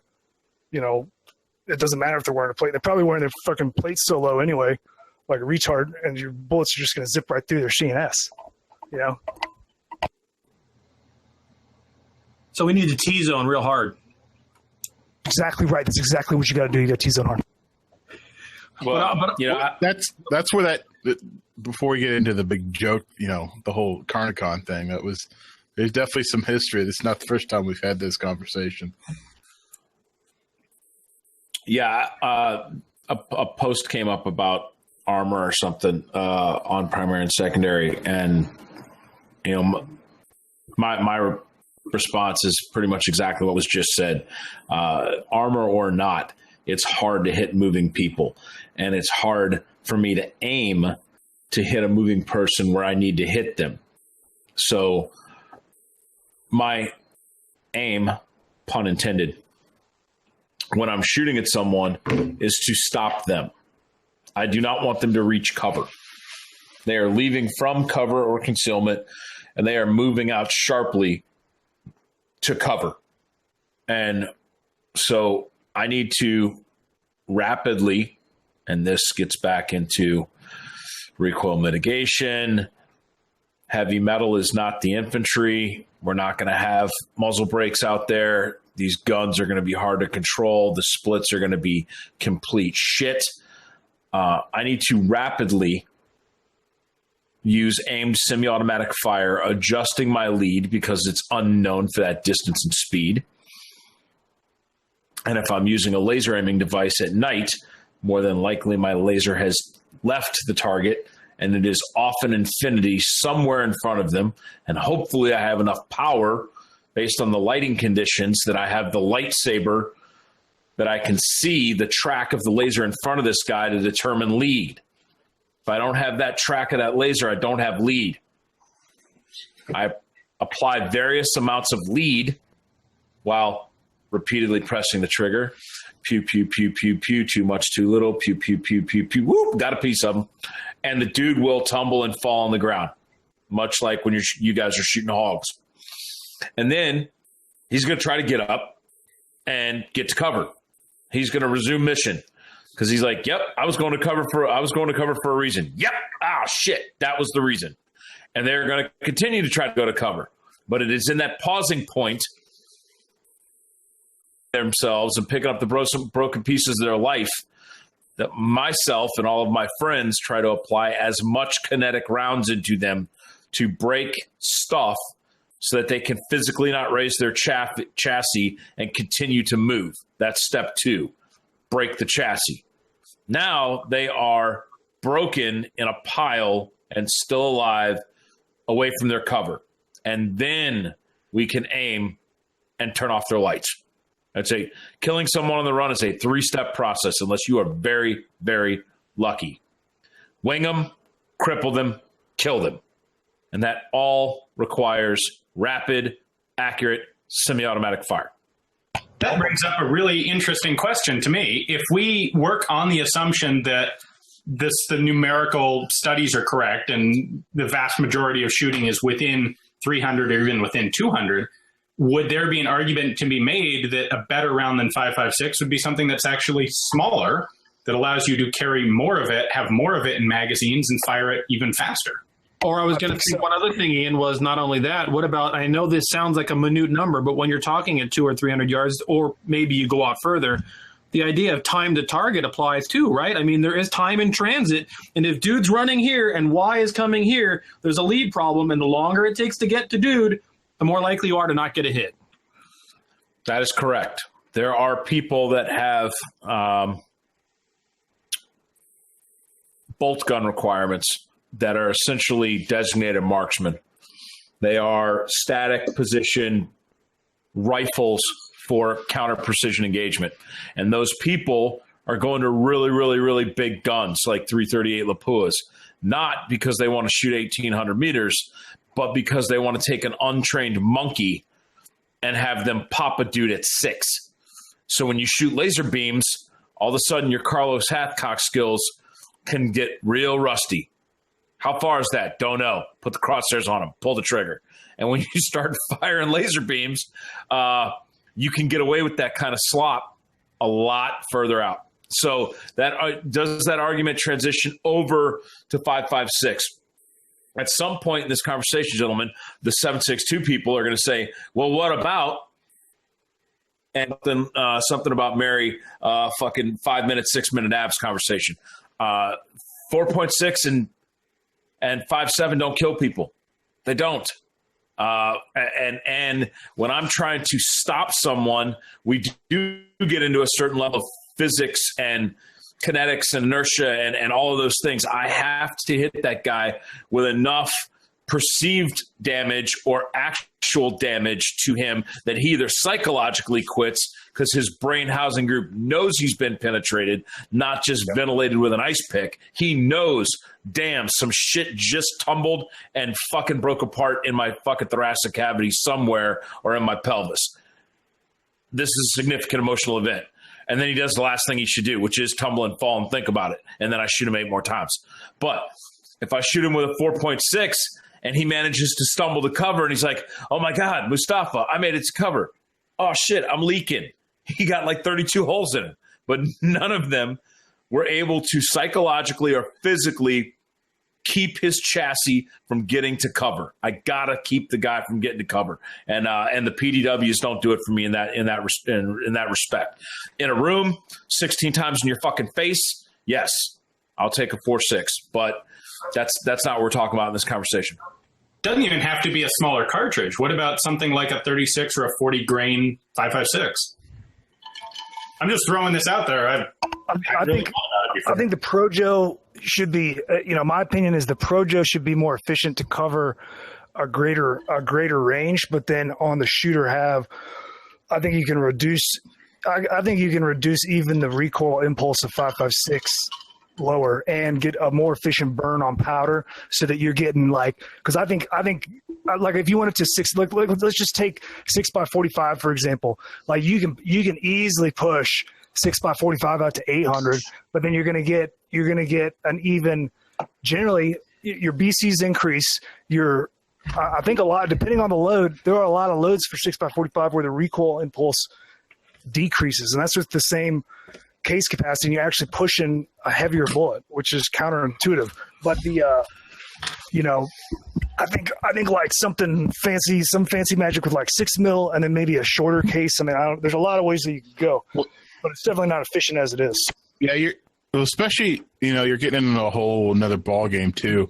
When you start optimizing cartridges for kind of modern barrel lengths, the 16 and under, because 5.56 is.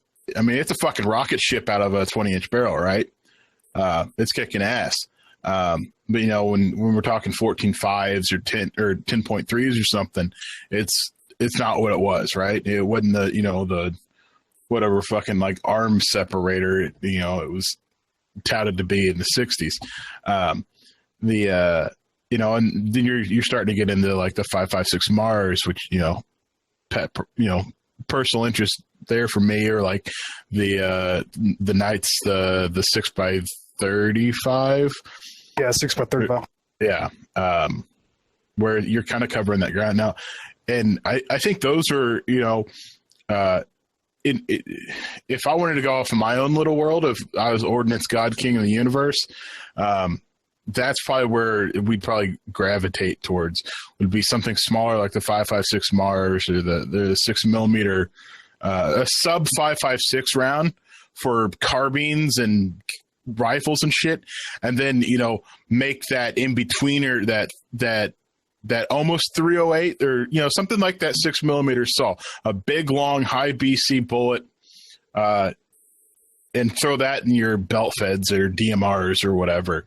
And kind of what we're doing now with the 5.56 and 308, just scale it back a little bit. So we've got a sub 5.56 and a sub 308, and leave the, you know, anything farther out to, you know, the big boys, in terms of bullets and bombs and whatnot. I love fast and flat shooting cartridges. They're awesome. And so when I think of that and I hear what we're hearing here, I know M855A1 seems to be the soup du jour, and I don't know enough about it to talk about it.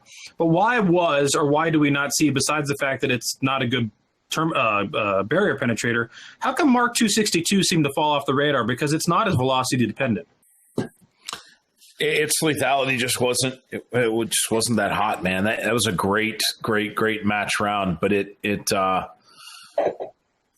not as good as Soest. It's not as good as you know, M855A1. It's certainly not as good as any of the commercial stuff that's out there, like TAP or any of the Barnes stuff. You know, TSX and either the 50 or the 70 range. Just it doesn't form as good as any of that shit. Yeah, it acts more like 30 caliber when going through the soft stuff. It's accurate as fuck, though. Yeah, well, it's like you know, those TSXs. I like that. I like that's interesting. That goes against what I knew. Or I mean, that's fine. Well, know is not the right word. I've always been under the auspice that the and I'm not trying to disagree with what you're saying. You have experience that I don't, but I always was under the auspice that at lower velocities, it cavitated sooner and tended to fragment sooner.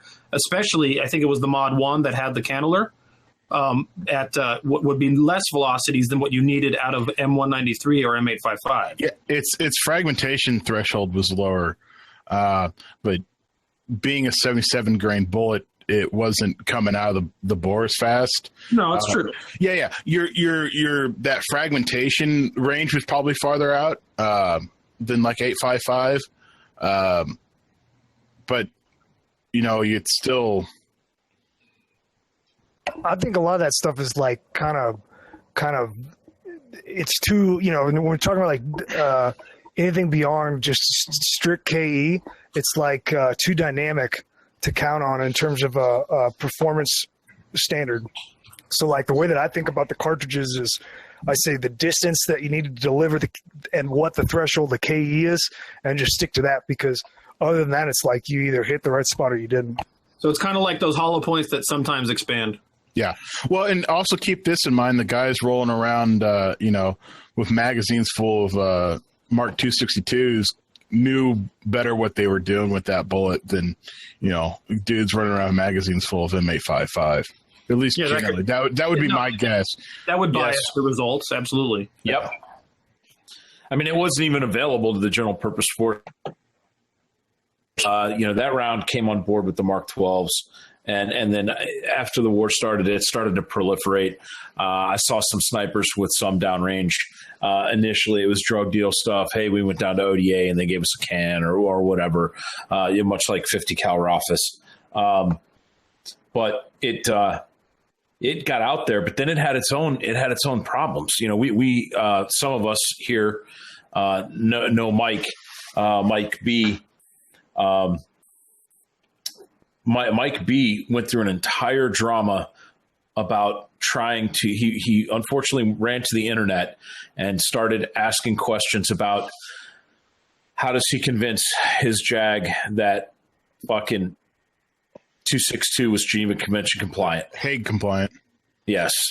But talk to his JAG about that. So he's got this little captain female JAG, and she started getting in his shit because she saw open tip on that ammo, and he ended up getting like there was UCMJ involved, and they could it was bad. It was a huge drama on Light Fighter Tactical about 11 years ago when he was over in Iraq, and Jose Gordon was trying to help him out. Other people were trying to help him out, and eventually they busted him for talking about operational shit on Light Fighter Tactical, asking these questions or whatever, because the people that he asked, people like Jose, ended up going up in and around in the unit and like pushing shit down on them, like, your JAG doesn't know what she's talking about. This round is completely compliant, blah, blah, blah, blah, blah. And so, you know, they won the battle and lost the war because she burned him. She burned him bad with his chain of command. So then that's just ignorance. It's just ignorance about cartridges. We're asking, why are we still doing this? Why are we still doing that? The military people that are on this panel, when you guys start talking about doing anything other than 5.56 and 7.62, we're like, and we know that if we did a totally different load within that same platform, you know, this is a 7.62 by 51, but it's got this grain of bullet and this and this and this.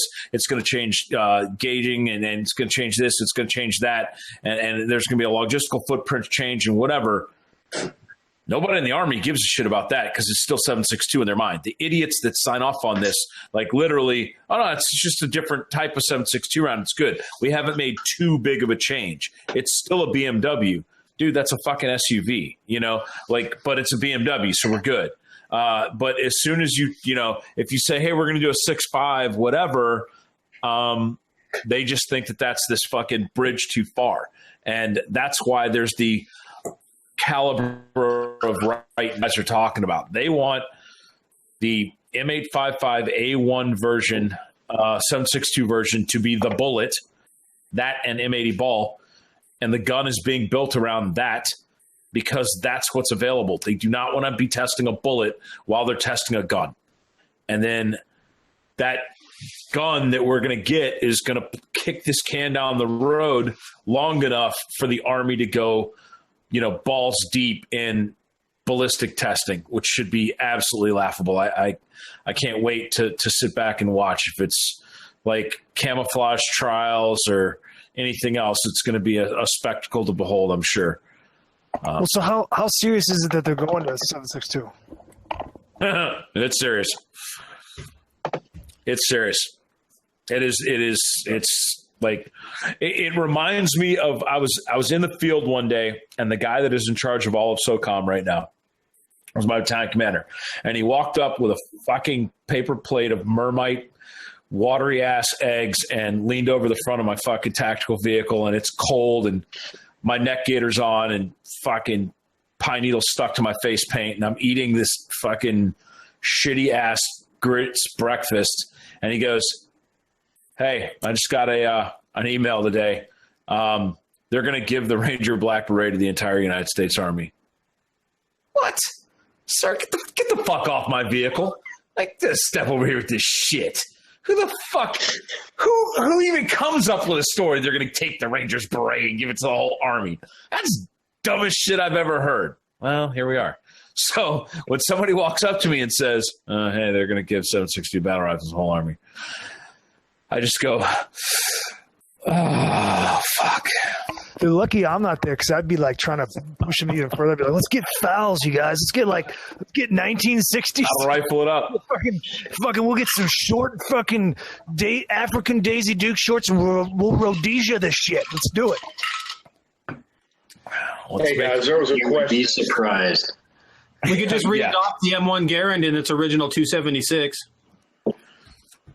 There was a question in the chat. Stephen B asked about 6.8 SPC.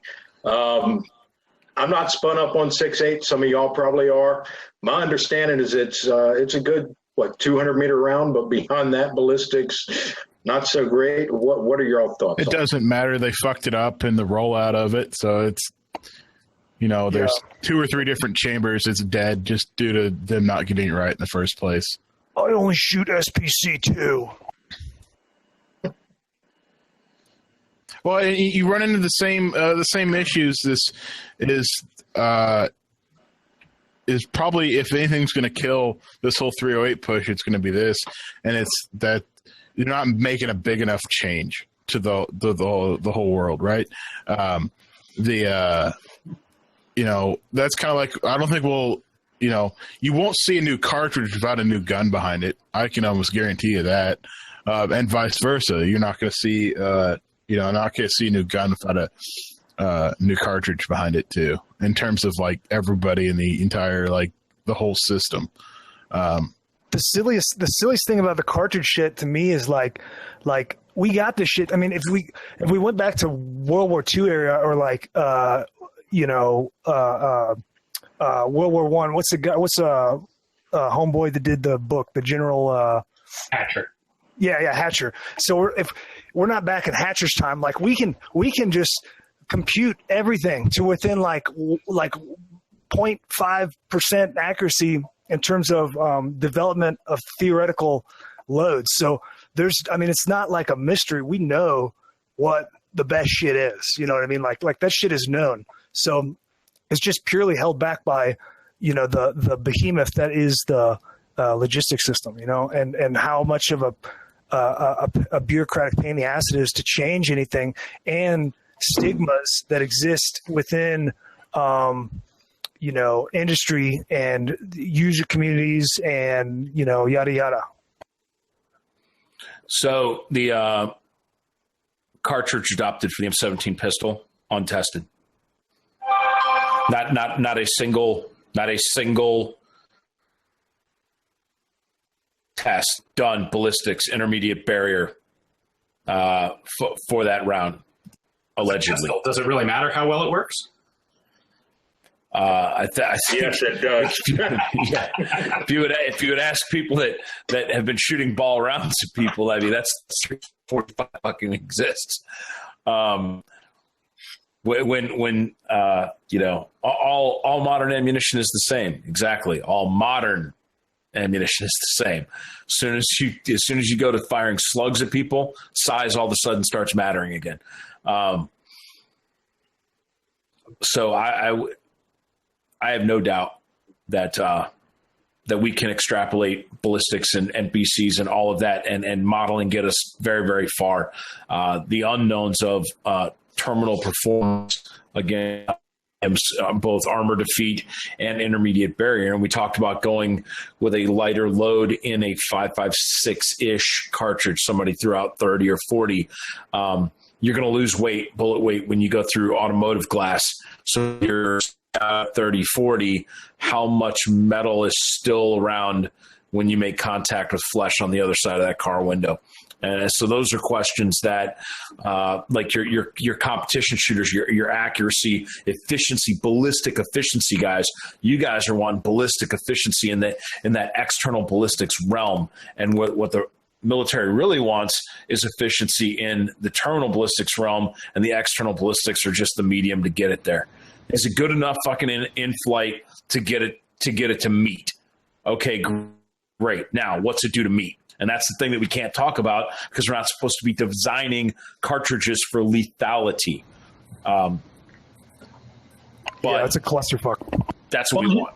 And that's something historically that 5.56 isn't all that great at. I mean, the old M193 can be deflected by just some brush in the way, and we've seen that even in a match environment. So that's a real problem with that cartridge. And projectiles can help, but it's an issue. Well, yeah, I mean, when you've got, three different mediums, your jacket, your lead fill, and then your penetrator, and they're not, they're not sealed together for life. Nobody, now pronounced them man and wife. So when they hit the automotive glass, they're like, fucking everybody for themselves. The copper goes one way, the lead goes one way, the fucking core stays on mission, fucking steel core, I'm on mission. And you end up like, I don't know how many grains that little fucking piece of shit is, but somebody on the other side is like, fuck, I got something in my eye. Yeah, it's a steel core from around. Yes, that's why bonded projectiles and solid copper slugs and everything are a thing, because they do so good at other things other than just fucking dudes up when they hit them, hit their flesh. Yeah, Chuck, and you're right about everything that you're saying, I guess to caveat what I was saying, like I almost feel like with 5.56 and 30 cal stuff, it's like watching a guy being in a batting cage with like a junior bat and swinging a little aluminum bat and be like, yeah, this is pretty good. It's pretty good. And we're like, what the fuck are you doing? Get like this full size fucking thing. Why don't you try that and see what that does? I mean, it's like the amount of distance that the 5.56 is getting us in terms of like the lethality and stuff can be figured out. Like that's going to be an expert, that's like a user and thing. Right. But like just getting the bullet there is like, we're not even like, 2/3 of the way of where we could be in terms of the, performance, and all that stuff can be, changed depending on the user, what the user needs. But it's just not even a thought, like I think most of that stuff, if I'm not mistaken, is like the only reason that we have 5.56 and 30 cal is just like pretty much like fluke, and somebody got rich off of it. Someone became wealthy off of that. Well, there was an attempt to keep us off 30 cal, but 30 cal got forced back into the pipe. Ian? Well, the U.S. Army wanted something that had demonstrated, was it like 85 foot-pounds or 57 foot-pounds of energy, which was the bare minimum assumed for lethality, and they wanted it at 2,000 yards, and hence we have the 308. 2,000 yards. Yeah. That was the NATO trials, and the British tried to bring in 280 British, and they did so recognizing the idea that maybe we didn't need to be shooting all that far away. They brought it down to 600. Probably the mistake that they made was in an attempt to get the cartridge to be considered, they said, well, it's lighter, but it's going to match 30-06 terminal ballistics as defined by a specific number of foot-pounds at 1,000 meters. And they kind of hamstrung themselves, and you ended up with a 280 by the time they were done with it that was not really sufficiently lighter than 308 to look very much different. It just didn't do 308's job as well, and so it got tossed out. Didn't you tell me they also measured with a weird measuring stick, and that the 280 they were trying to judge it by the wrong metrics? I'm not sure. All right. What's funny is like I think a lot of Americans, for whatever weird reason, have forgotten we're in a state of war. And so what I'm thinking in this regard is, historically speaking, who has ever changed or dramatically changed their cartridge and weapon in a state of war while engaged in warfare?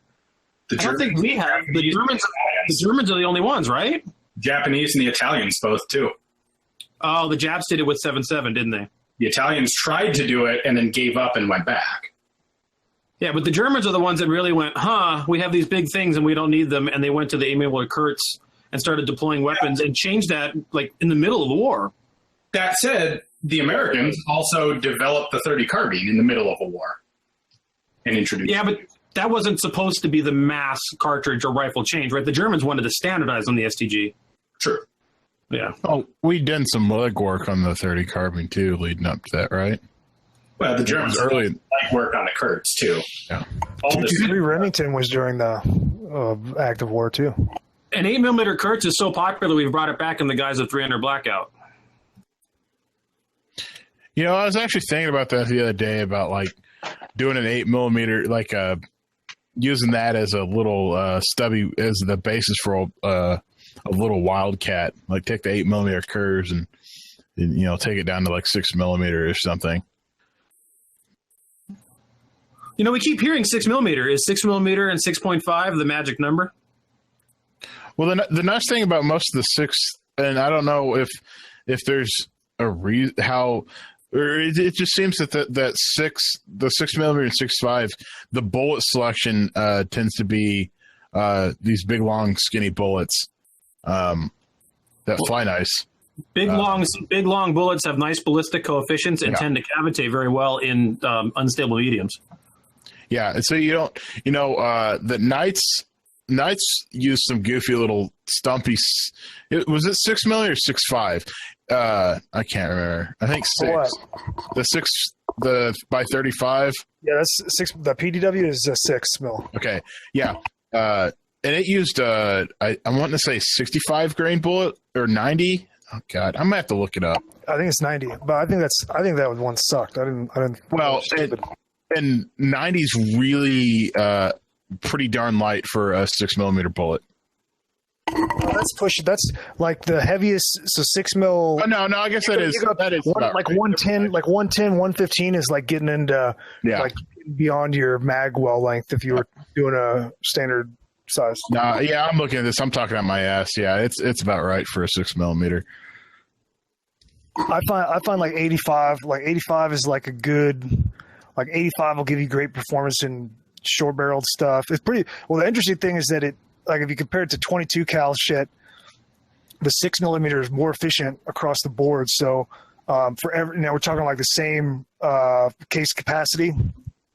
You when you compare them, it's like long range. So like anything that's like a SPR is going to be, dramatically improved, and then all the way down into like your short barrel shit, like all your 10-inch and your like even like 7-inch stuff is like pretty dramatic in terms of the increase in efficiency and your grain weight selection, because you can go all the way up to like 110s and still feed them. It's interesting that all the work that's being done appears to be taking the AR-15 magwell and maximizing the amount of energy, the amount of bullet you can get out of it. And I understand why that is, because the AR-15 is obviously already in service and it costs a tremendous amount to change that. But it would also be interesting to look at it, and instead of optimizing for muzzle energy, try optimizing to keep the muzzle energy you've got in 5.56 and reduce the ammunition weight.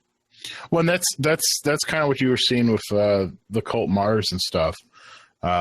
Was okay, so we've got this 10, 11-inch barrel, and this is like the muzzle energy we want. Can we make this? Can we make a shorter, lighter setup and still effectively do the same thing downrange? Okay, and we may see more of that with polymer cased stuff coming. Well, I mean, that's absolutely the point of the polymer case stuff. That's why we've been chasing that dragon for 20 or 30 or 40 years now.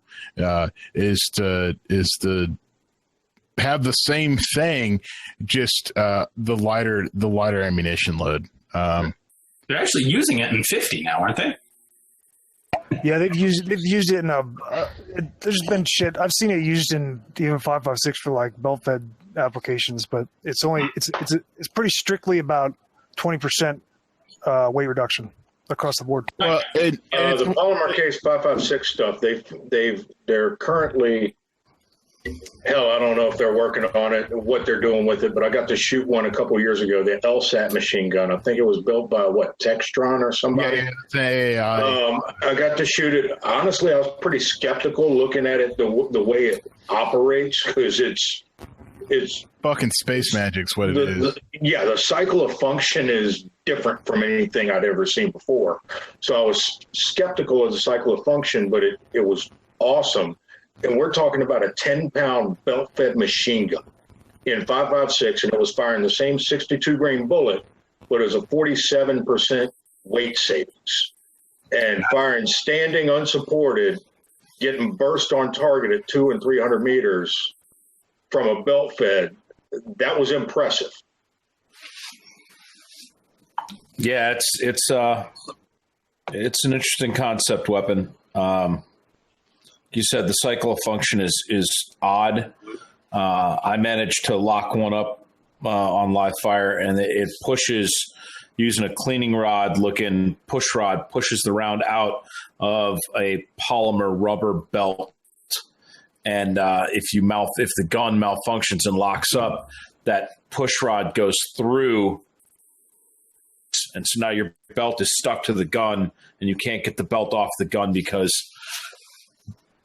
the feeding rod is fed through the fixed link.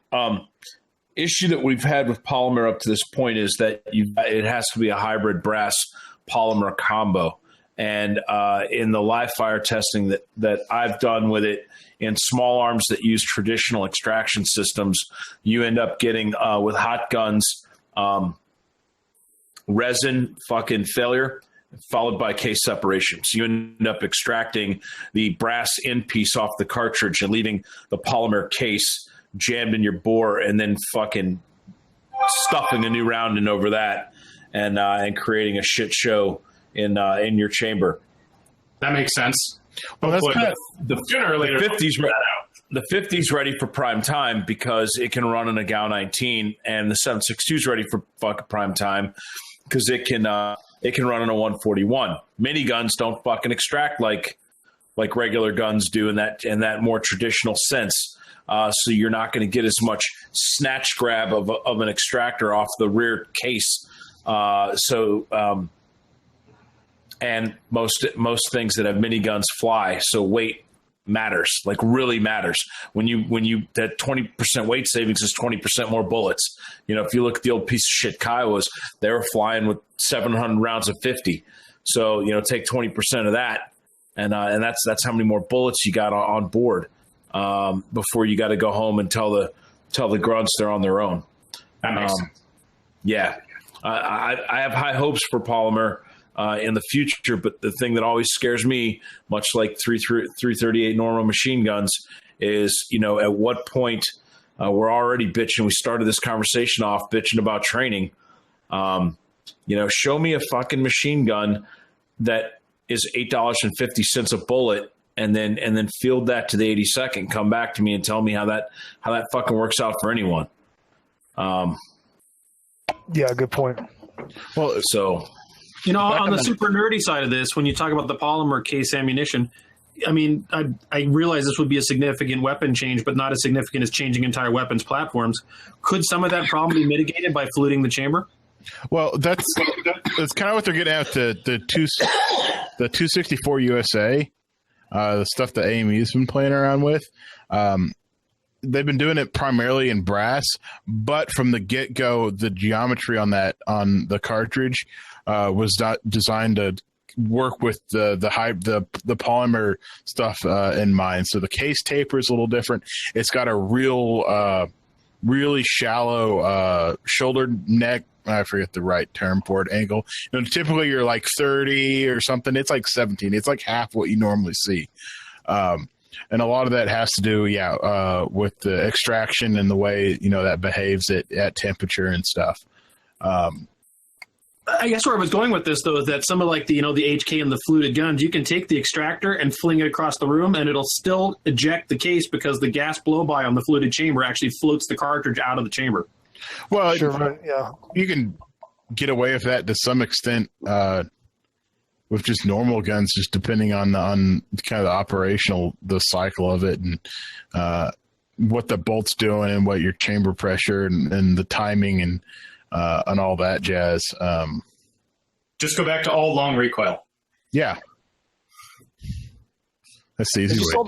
It all depends on the polymer is your limiter there, and in terms of its, you know, just like there's obvious difference between like a steel case cartridge and a brass case cartridge, and then the shoulder angles like 7.62 39 versus a 5.56 and straight tapered cases. Like the same stuff applies when you take the, you know, like a conventional ammunition like the 5.56 or the 7.62, and then you change it to plastic, and then it depends on the design of the polymer ammunition, because all that stuff is like basically still, you know, it's like in beta phase basically. So like they'll use like aluminum bases or whatever, aluminum primer cup bases for extraction and stuff. So you just get, when you put it into conventional weapons, you can, you know, get all kinds of unpredictable shit that's, you know, not known.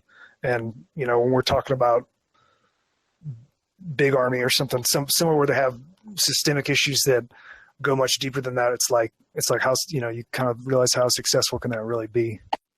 Eventually, we'll get polymer case ammo that works. I mean, there are no fundamental obstacles. Unlike there are fundamental obstacles.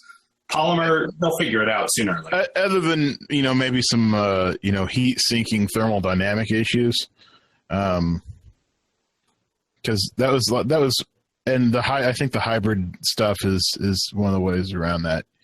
You know, that was an issue with some of the early caseless stuff was heat soaking the guns a little faster because you weren't tossing off little hot pieces of brass and yanking that much more heat out of the system.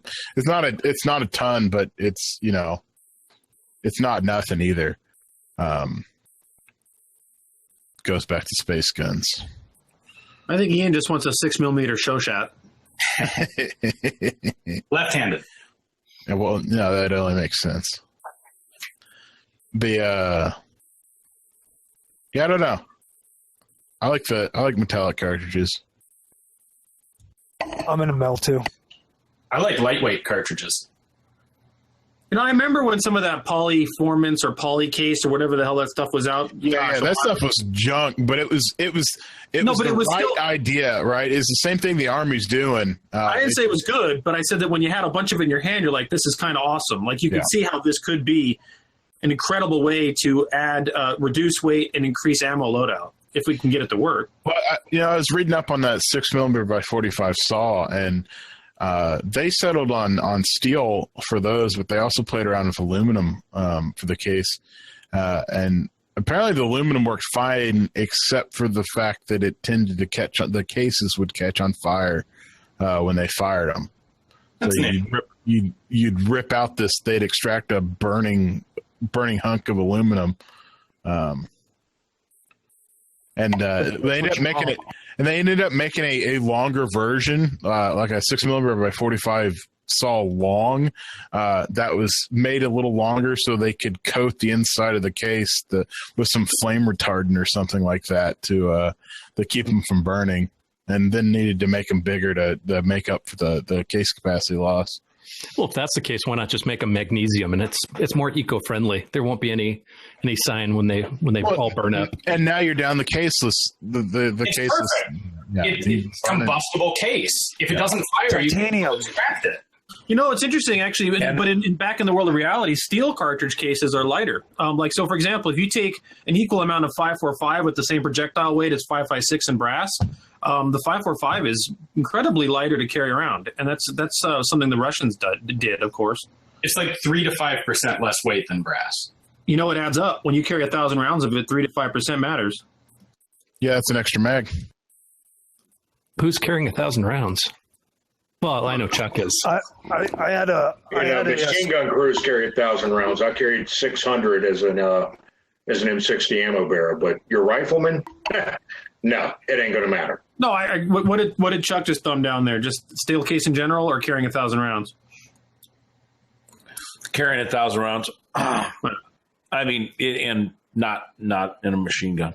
No, I'm a big fan of 600 or more with a belt fed, depending on what you're using it for, which is another, since it ties directly into this battle rifle conversation. Saw time and time again over the Mark 48, because I can carry 6, almost 700 rounds of ammo for the same weight as 300 rounds of 7.62.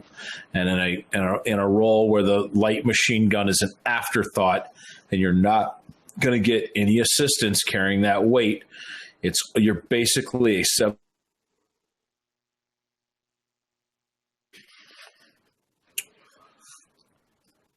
My peers that carried the Mark 48 had less bullets. And when it's time to get the light machine gun out and start doing real work, not popping a single guy displaced into a better position to cover, I'm talking about doing what machine guns were designed to do: suppress, fix, and allow the maneuver to finish the enemy. As soon as you throw the word suppress out there with a belt-fed weapon, 7.62, 300 rounds is not going to last very long. You're going to be out of the fight. And that's a self-inflicted gunshot wound, metaphorically, because you could have chosen a different gun with lighter bullets and you'd still be shooting for twice as long. So it was an argument that I made night after night, and there was people that were just emotionally tied to these calibers, guys. They're emotionally tied. There's people, it's like these M14 people. Like, you can't, all the science and fucking data in the world is not going to convince them any different. They're like 45 people. And, I'm just over here like, with 700 rounds in a lightweight belt-fed fucking machine gun, stacking bodies, and they're over there like, I'm out of ammo. Somebody cover me. I'm going to my pistol.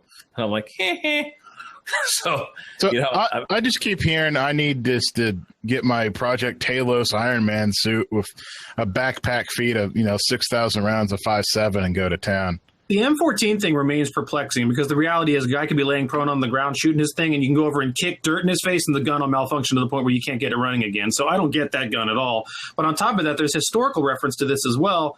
And it's like another instance of the German thing. The the MG42, its rate of fire was actually tactically deficient. It worked against them, and it's the same thing you're talking about. While it had, of course, 8mm, it was also firing at such a high rate of fire they would deplete their barrels and ammunition so quickly that they couldn't sustain any type of suppression for any length of time, even though it was psychologically disturbing to hear it fired.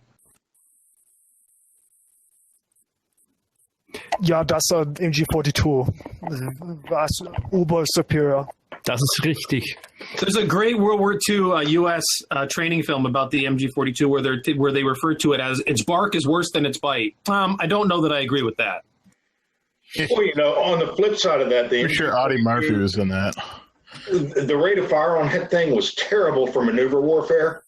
But when you're in a fixed defense and you can stack ammo on top of ammo on top of ammo and wait for somebody to hit the breach, you know what? There's a lot to be said for 1,200 rounds a minute. Except your barrels are melting in like 3 nanoseconds, and those 300 rounds that are getting burned up, like what Chuck just said, you're going to burn through 1,500 just as fast, and you can't get resupply.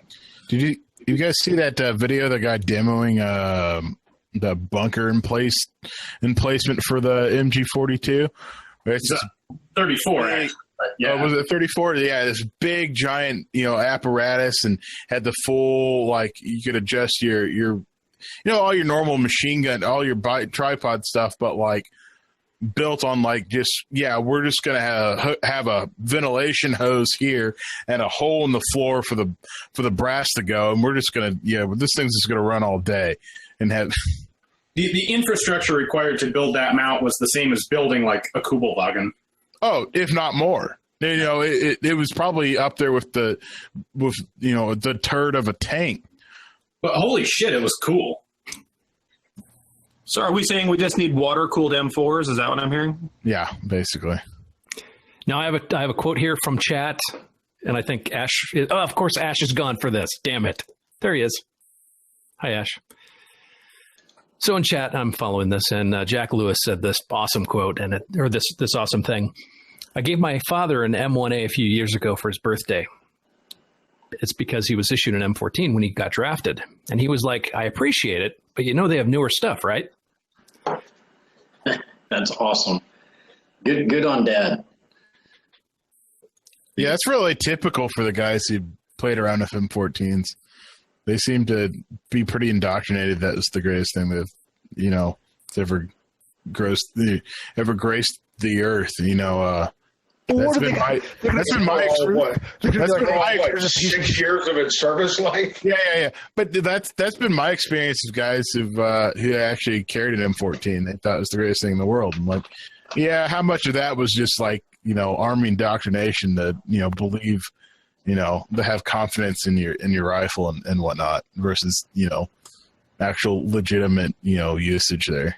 This is one of those things that we can't. That I think, Ian, maybe you're going to chime in on this. This is one of those things that I have that's difficult when you come at it from a historian of weapons or a perspective that I come from, from just as a civilian gun nerd, is that some of the memoirs you can't take them at face value, and unfortunately, you can't say that because then you're demonizing a veteran, and that's of course not the goal. But memory is a corruptible thing, and when you hear stuff about, for example, the BAR was this awesome gun that saved lives, well. Maybe that guy succeeded with it because he was good or skilled or lucky that day, but the BAR is a piece of shit. And you hear the same thing about the M14 and other guns, and so these memoirs can be very dubious sometimes. I shudder to think about getting in a time machine and going forward, let's say 40 years, and I'll be dead of a heart attack or whatever, but there'll be some dudes that are in their 60s at the VFW, and they're going to be writing about the Iraq War, and it will be long enough in terms of statute of limitations, that there won't be enough people around to call them on their bullshit. And so we will have people that were on the fob with their fucking M68 aim point on backwards on their M16A4, writing books about fucking Stack and Hodge at the counterattack of fucking Slaughter City or whatever. So I just imagine whenever I read vintage bullshit that, you know, that we have our own retards and they are going to grow up and they are going to print vintage bullshit about our experience in the GWAT. Something Chuck can say that I can't, but what I do say is when I read memoirs, I take them in context and contract and then try to relate them to other memoirs and then try to find the truth. And that's the thing. When once upon a time, not so long ago, we were fighting the great SDM wars. And when I say we're fighting the wars, it was everybody wanted an SDM gun. And so the only thing that was around, we did the EBR, and they executed that poorly because they didn't bother to tell us not to take it out of the chassis. When they built it at Crane or wherever they built this thing at, it was like a 1 MOA gun because they had it all tuned up right. And nobody bothered to tell us that the M14, when you take it out of the Sage chassis, it isn't a one minute gun anymore. So what do? Army, we take it apart. What nobody realized, and is still not realizing it, and this is part of the whole conversation, is when you take a squad, whether it's an infantry squad or it's a cavalry, you know, guys out ground pounding trying to be cav infantry dudes, which is an entirely different subject. But when you have two different types of ammunition in a squad, you're going to end up with problems, especially if you end up with something, a 20-round mag. You got an SDM gun that's got 20 rounds. He's carrying this 140 with his basic load. You got everybody else in 5.56 guns, because the way we were running was we had one EBR, saws, and a 240. So you end up with this spot where we ended up, as I had a squad that was across the wadi where I couldn't get trucks to them. The SDM with his M14 was doing whack-a-mole on bad guys and went from 140 rounds to 100 rounds, 60 rounds, down to about 40 rounds. And now we're faced with taking rounds away from the 240 to feed the M14, or having the guy sitting there with his M14 not being able to do whack-a-mole anymore. And so that's the problem when you start talking logistics with the SDM guns, with the, you know, it doesn't even matter if it was the M14. I was surprised the M14 ran long enough to do that. But when you start doing this, and if you run how Chuck was running, where he had 5.56 gun, if the 5.56 guys would have ran out of bullets, or he could have started using bullets from them, we had good squad stuff there. And that's the harder part of this whole fight is I might end up at a point where I need some 7.62 power on something, but most of the time I have this logistical problem that I just induced into my squads on purpose. And that's one of the reasons that when we were doing the SDM wars, I fought a 7.62 SDM gun. Fought it. Tried to leverage everything I could. Didn't have stars. We ended up with the 7.62 SDM gun. And that's just a problem that we induced on ourselves for the gain of absolutely nothing. So when the SDM started coming back around, everybody started, and that's when the great M14 stuff viral of everybody tagging me, which is still happening today. If it's something mentioned with an M14, I get tagged in it, which is awesome. But everybody was like, put the M14 in, and it just, the effect that you get out of the M14, as soon as the guy goes to clean it, he's got a 3 MOA gun with the worst scope that I've ever seen issued to anyone on that thing. And that was just they tried to do a good job, and it was a good gun when it left Crane or whoever built that thing, and then we completely destroyed it after that. And we said earlier that, somebody asked if we were going to go with 7.62. We're going with the 7.62 gun. The interim rifle is 7.62. The question is now what does that gun look like? And we've been working on this, trying to get this requirement going. And the good thing about the guys there is they're actually involving us, and we're actually getting to put input in onto this requirement. And so if I said you're going to have a 7.62 gun and it's going to go to everybody in the squad, what's that gun going to look like? So, and that's what we're trying to get to. And it's for us, and it's cool that we're debating it here, but for us, we're getting an interim gun in 7.62. And what we're trying to work on is what that gun actually looks like. What's the requirements for that gun? Yeah, we want it to be, 12 pounds, where they came up with, don't know. But we need it to be 12 pounds. We need certain effects out of it. And that's what we need to be talking about, because it's the Army. It's been determined you're getting a 7.62 gun. The Army spent, 40 years saying that they were going to get a repeating rifle. And the solution was just to have trial after trial and just decide that none of the guns ever met the requirement. So maybe if you just said we need a 7.62 rifle that weighs 6 pounds and is fully controllable on full auto and has 40 round mags, then, in 30 years, either you'll have nothing or they'll try and foist the M14 on you again. Or you can go back in time and go get original AR-10 and pretty much hit a lot of those boxes. That's the thing with the interim rifle. It's an interim.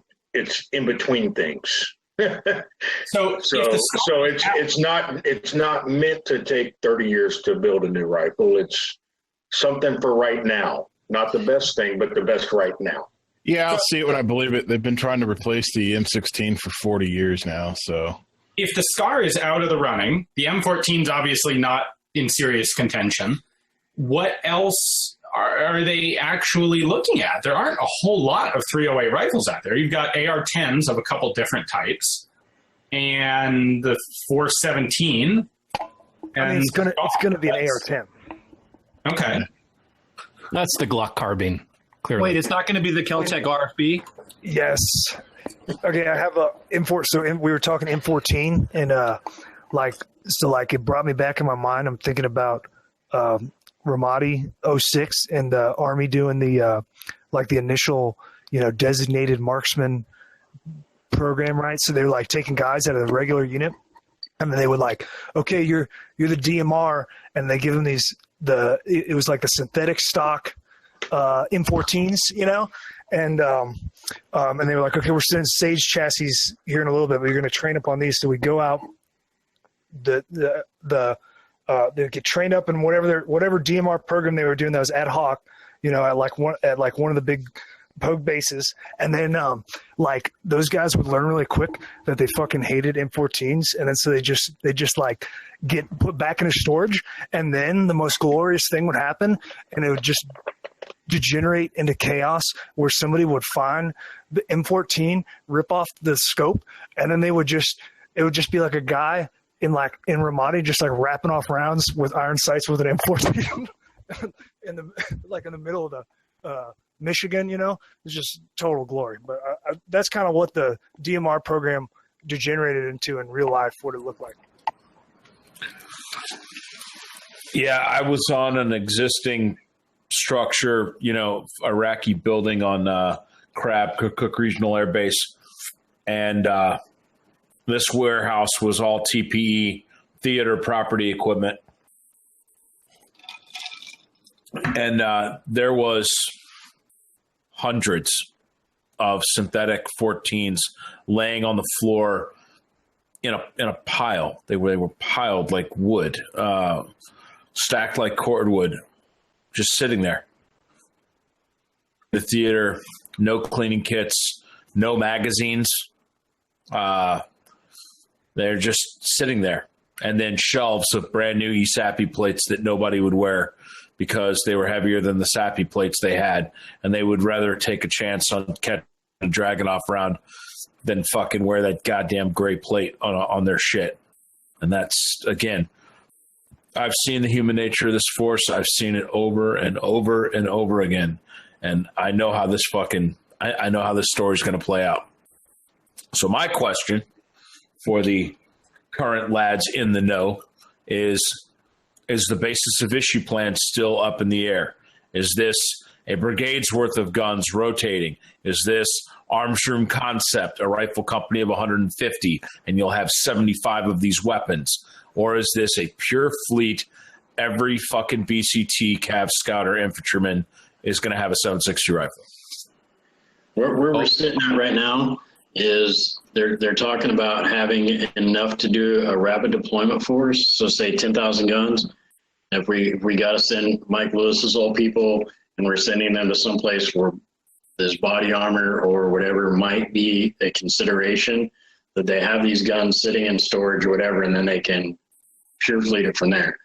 The problem is this gun's going to end up being cool. It's going to end up being something that people want. It's going to, 1-6 optic on it. It's going to have a bunch of stuff. So people are going to try and draw it out and then pull all the shit off of it. And then so there's going to be that iron-sided stocked up thing stacked in the back corner. And then they're going to have to re-zero, all this sort of shit. So but that's what they're looking at, is they just want something. And then I think, and this is just speculation, but I think really what they want is the TDP. So if they had the TDP, because if we went to war with Russia right now, we don't even have a 7.62 gun to hand out, let alone get one mass produced. Then you're going to get 33 different types of guns. So if we had a TDP of a 7.62 gun, whether it's a SCAR, because SCAR might still be in the running, whether it's the SCAR, whether it's the Dana defense gun, or whether it's the Keltec bullpup, whatever it is, whatever we decide to buy, then we have the TDP and we go, okay, hey, go make masses of these things so we can go fight this war. And I think it's a bigger thing than, because if we had to do that right now, we'd be kind of screwed. We'd just be going to, we'd be going to Cabela's with the Chiefs credit card, but instead of buying Glocks, we'd be buying whatever 7.62 platform they had on the shelf. Is there a better answer out there for armor penetration than 7.62? Well, there might be, but I don't have it in the ASP. Right. The 7.62s, like compared to like you take equivalent bullet construction and compare it to like 5.56, it's not. It really doesn't do as well. Velocity seems to be a big contributor to armor penetration. It's huge. Velocity material. Yeah. Primal. So is the whole thing pointless then? I mean, I can see it being legitimate if the idea is we can only get the armor penetration we need with a .308 caliber ball. Can we not do? I mean, I assume 8.55A1 doesn't meet the requirement. Oh no, they could probably make some like 55 grain like tungsten core AP that zips right through it at 3,000 feet a second out of 5.56. The terminal performance is going to be not great, but you're going to be putting shit through plates. That's how all AP is. Like your delivered payload is always going to be, it's going to be like your core, and for the size, when you go from 308 Projo down to 5.56 Projo, you have a limit of capacity, and then you're going down to mole weight on the periodic table of what material, what are you going to stuff in there and how many grains will that have? That's going to be limited, But, that gets to what you guys were talking about earlier. You start getting guys leaking under their plates, and that's gonna get the job done to some extent. I just say hit them with lead and hit them again. Just shoot more than one round. Well, then we're back to 5.56 again, and its current guys with maybe just better projectiles. I mean, it's the full circle, right? Right. But because doctrinally, we don't allow our military, because we've been influenced by fucking Eisenhower's military-industrial complex. We don't allow that. It's not acceptable for there to be technology that defeats our technology. So if there's a plate that exists, we're going to create a round to defeat that plate. If they make a bullet that can defeat our plates, we're going to make another plate. And it's a tit-for-tat Cold War arms race of lethality and survivability, back and forth, back and forth, back and forth. And it's one that we haven't played in a while because we haven't given a fuck about anybody that had the ability to play that game with us. And if Putin wants to play fuck games militarily in terms of escalation, then we have to get in that realm. I mean, that's a big part of what a lot of the intelligence services of the Defense Department do. It's like, well, why is there Navy intel? Why is there Army intel? Why is there Air Force intel? Why doesn't the CIA just get us all of our intel? Because a lot of these people are in the fucking technology stealing business. If you read some of the books about motherfucking suitcases full of money and T-80s being stolen off of the back of fucking trains in Bulgaria and put on container ships and taken out to Area 51 so that we could see what the fuck was in a T-80 tank during the Cold War. Like, that shit happened. There are people that went out there and stole technology just so we could see if we have overmatch. And it's being done right now. And so there's always going to be shit that we don't know about as civilians that is forcing us allegedly to make silly fucking decisions. But Reagan's fucking Star Wars didn't work, but it destroyed the entire Soviet Union. So if they want to outspend us, and not talking in literal dollars, but in terms of blood, sweat, tears, soldiers load, fucking mobility, if they want to force us down a road into adopting a gun that's too heavy and wearing plates that are too heavy because they know that their soldiers aren't disciplined, and they're going to stack all the armor that fucking we got the goddamn 7.62 gun for in the first place, and then pile on top of their BMP with 25 fucking dudes and head on down the road while our guys are fucking gassed and out of fucking water. We're gonna take an ass whipping, just like the ass whippings we've taken in the mountains of Afghanistan, because we can't figure it the fuck out that our enemy doesn't care about the rules. Our enemy doesn't care about being in uniform. Our enemy doesn't care about fucking established uniform policies, and they are going to adjust their uniform, weapons, and equipment to make themselves as efficient as they can be on the battlefield. So I think all this small arms shit is a fucking Vladimir Putin's fucking Star Wars program. He's going to break our bank. Pretty good. So what you're saying is what we should really do is concentrate on being quicker and more mobile, I guess, in our equipment fielding and development, and just be able to pivot that shit right then and there. Making everything not retarded. Yep.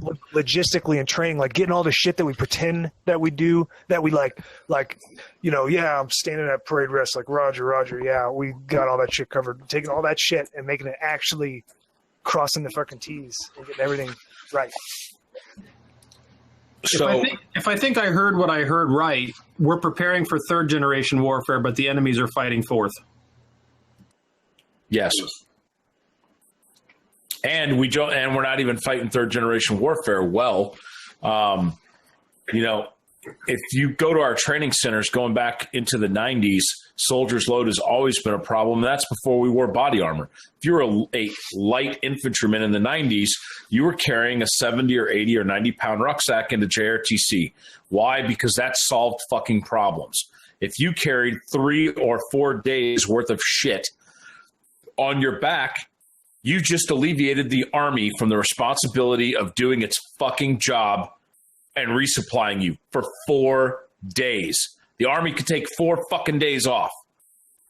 Do you see those little backpacks those dudes got off the fucking landing ships with in World War II?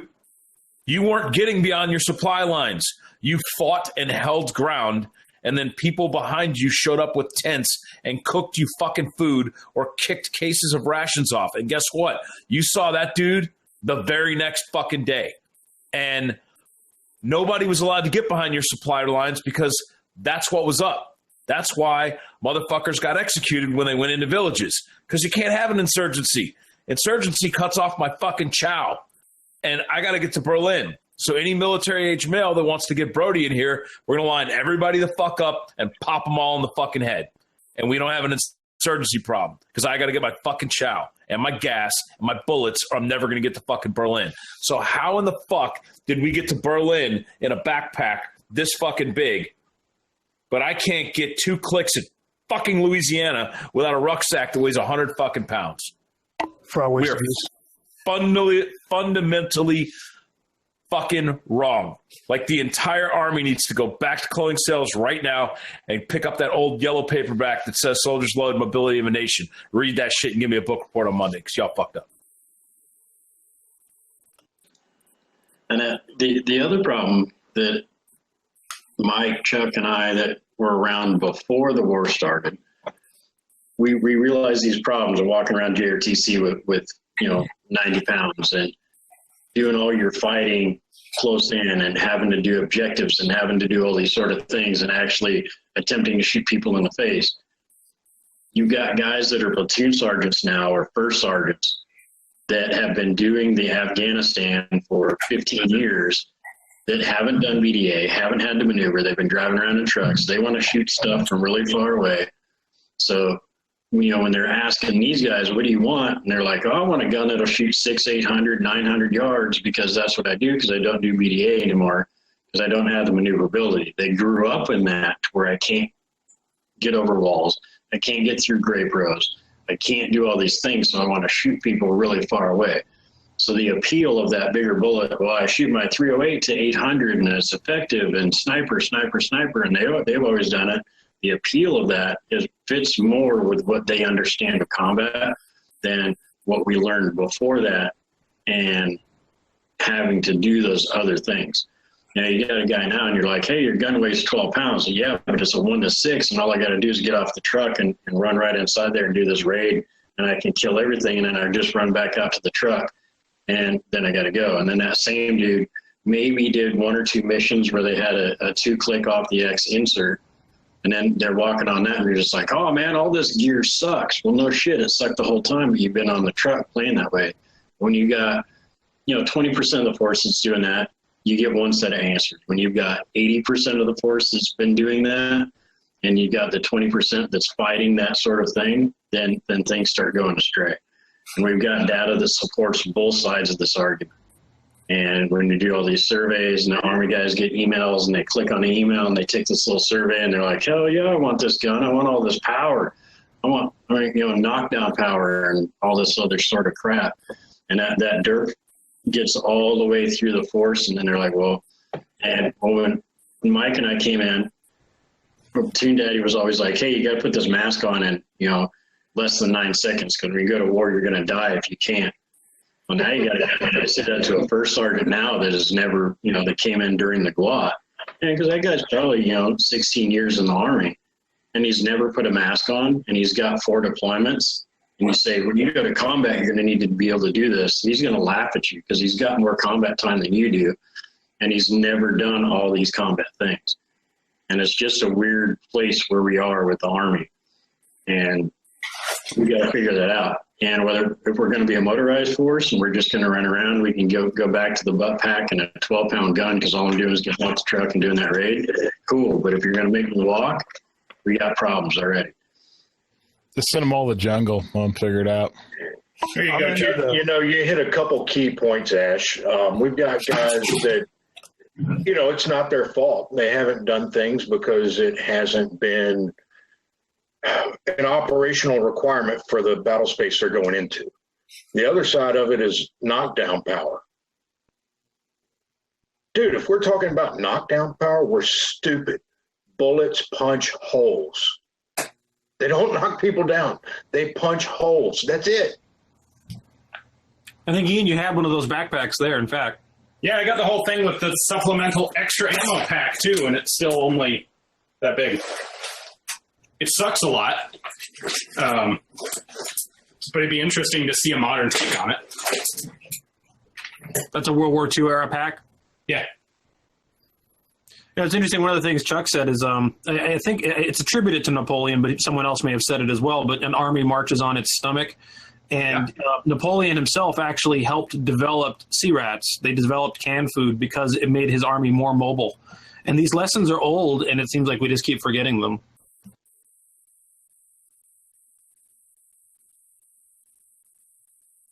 Yeah, and fundamentally, what we've gotten into is we are so far off the rails that now the exception of the rule is the new norm. And so our very doctrine and tactics have changed around our inability to move. And so an infantry formation, the very reason that light infantry divisions were fucking activated in the 60s is gone. And so no one in the Army at any level is going to write a plan that involves U.S. soldiers walking 20 kilometers over land and attacking some shit. Like, that's off the table. The maximum effective range of a fucking infantry formation to close with and destroy the enemy is now exponentially shorter than it used to be. In 1992, a fucking element could be asked, well, shit, later than that. I jumped into JRTC on Father's Day of 2000,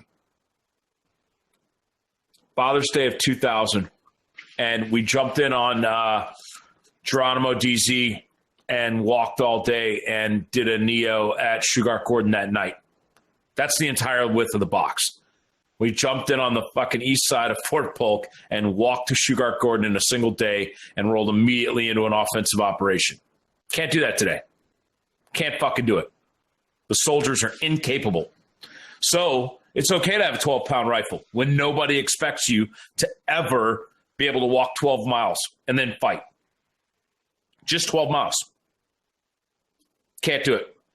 The 82nd was employed in 2005, 6 pre-surge operations, a lot of kinetic stuff. They moved them over to Anbar province, and they had them doing movement to contact stuff during the day, some longer movements in the summertime, daytime movements overland through farm fields. First 24 hours that the 1st Battalion was in the field, they had something like 87 heat casualties, to include several strokes. And the problem was they had air assaulted them in at night.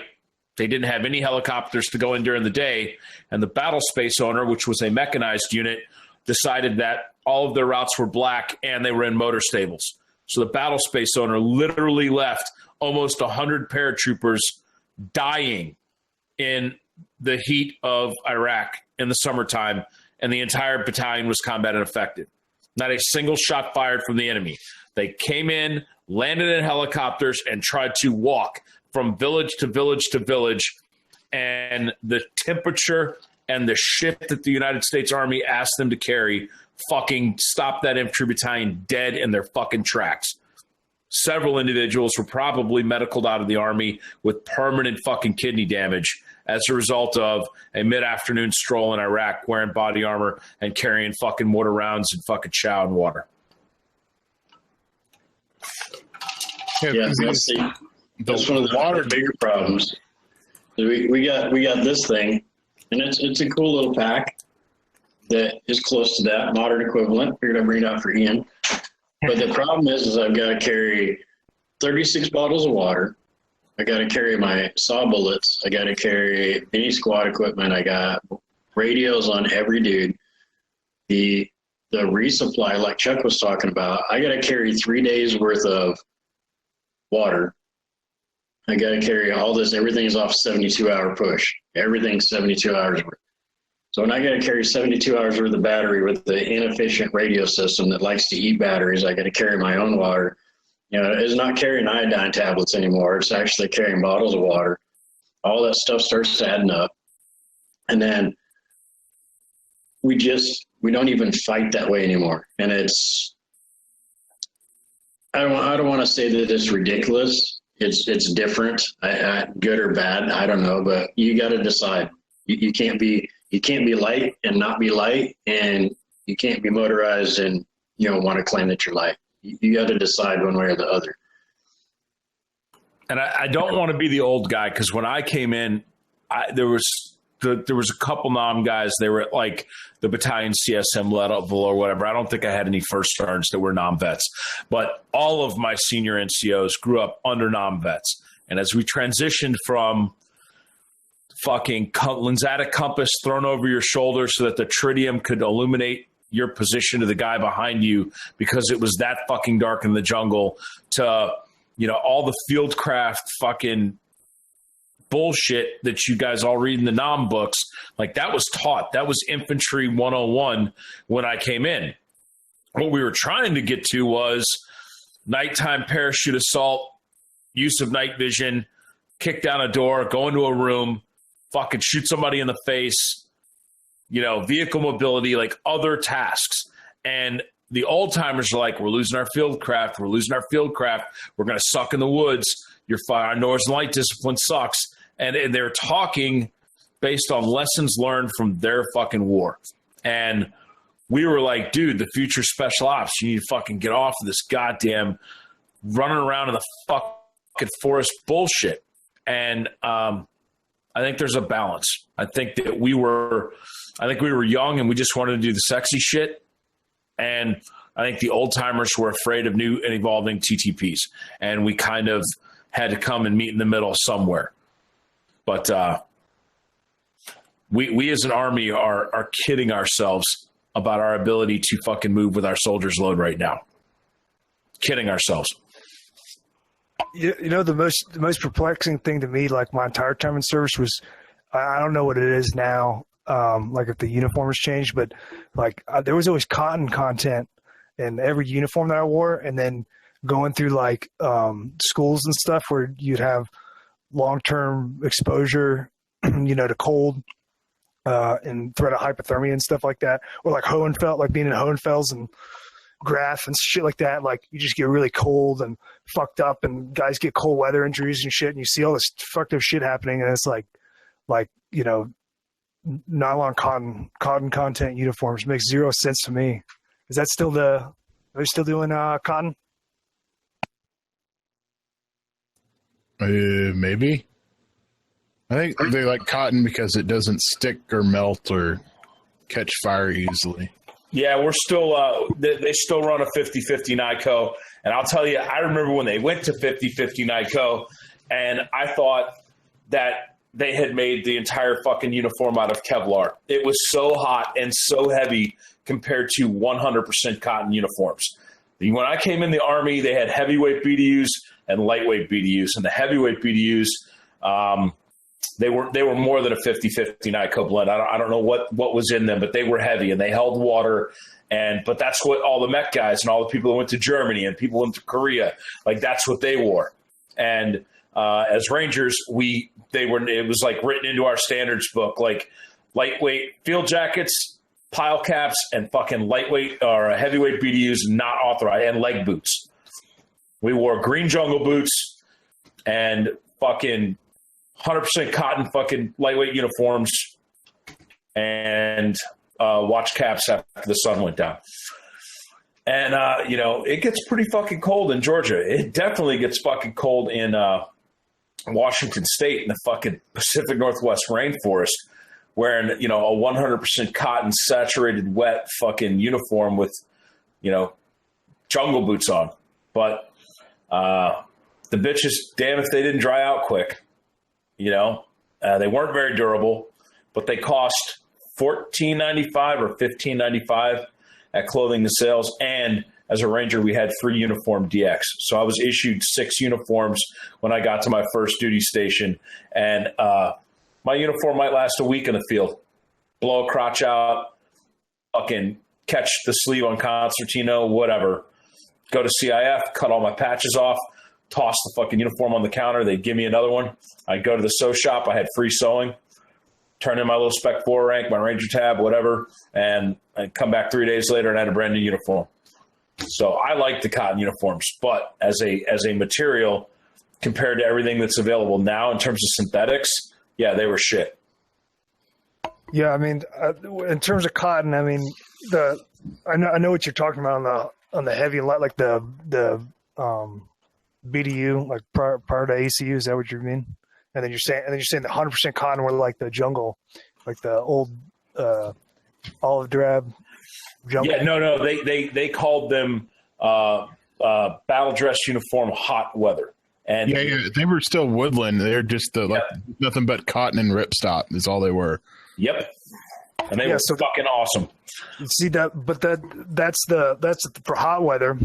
But then if you get anything lower, like pretty much anything, like once you get below high 40s, you get threat of hypothermia. But it's like, especially nowadays with the synthetic material, like you can emulate, you can do like cotton emulation with poly and stuff like that. So you have the same, tactile feeling on your skin and shit like that. But anyway, it perplexes me because it's such a threat because of I'm sure, I know, hot weather injuries and cold weather injuries, like I've seen it. So, I know that because of that material selection is directly relating to people getting seriously injured. Well, a lot of that I think has to do with fire retardants. I don't know what the FR stuff is made of, whether it's cotton, whatever, but the synthetics. I remember, what was it, 2006, 2007, whatever. It was no more Under Armour worn in theater because dudes were having Under Armour synthetic shirts melt to their flesh and burn into them and whatnot. And it was horrible. But as far as the lightweight, ripstop cotton BDUs, dude, I'm telling you, after winters in Korea, winters in Fort Drum, lightweight cotton, summer or hot weather, summer weight, whatever BDUs with Polypro, it was money. Yeah, because the Polypro, that's why. Exactly. Put the Polypro on your money.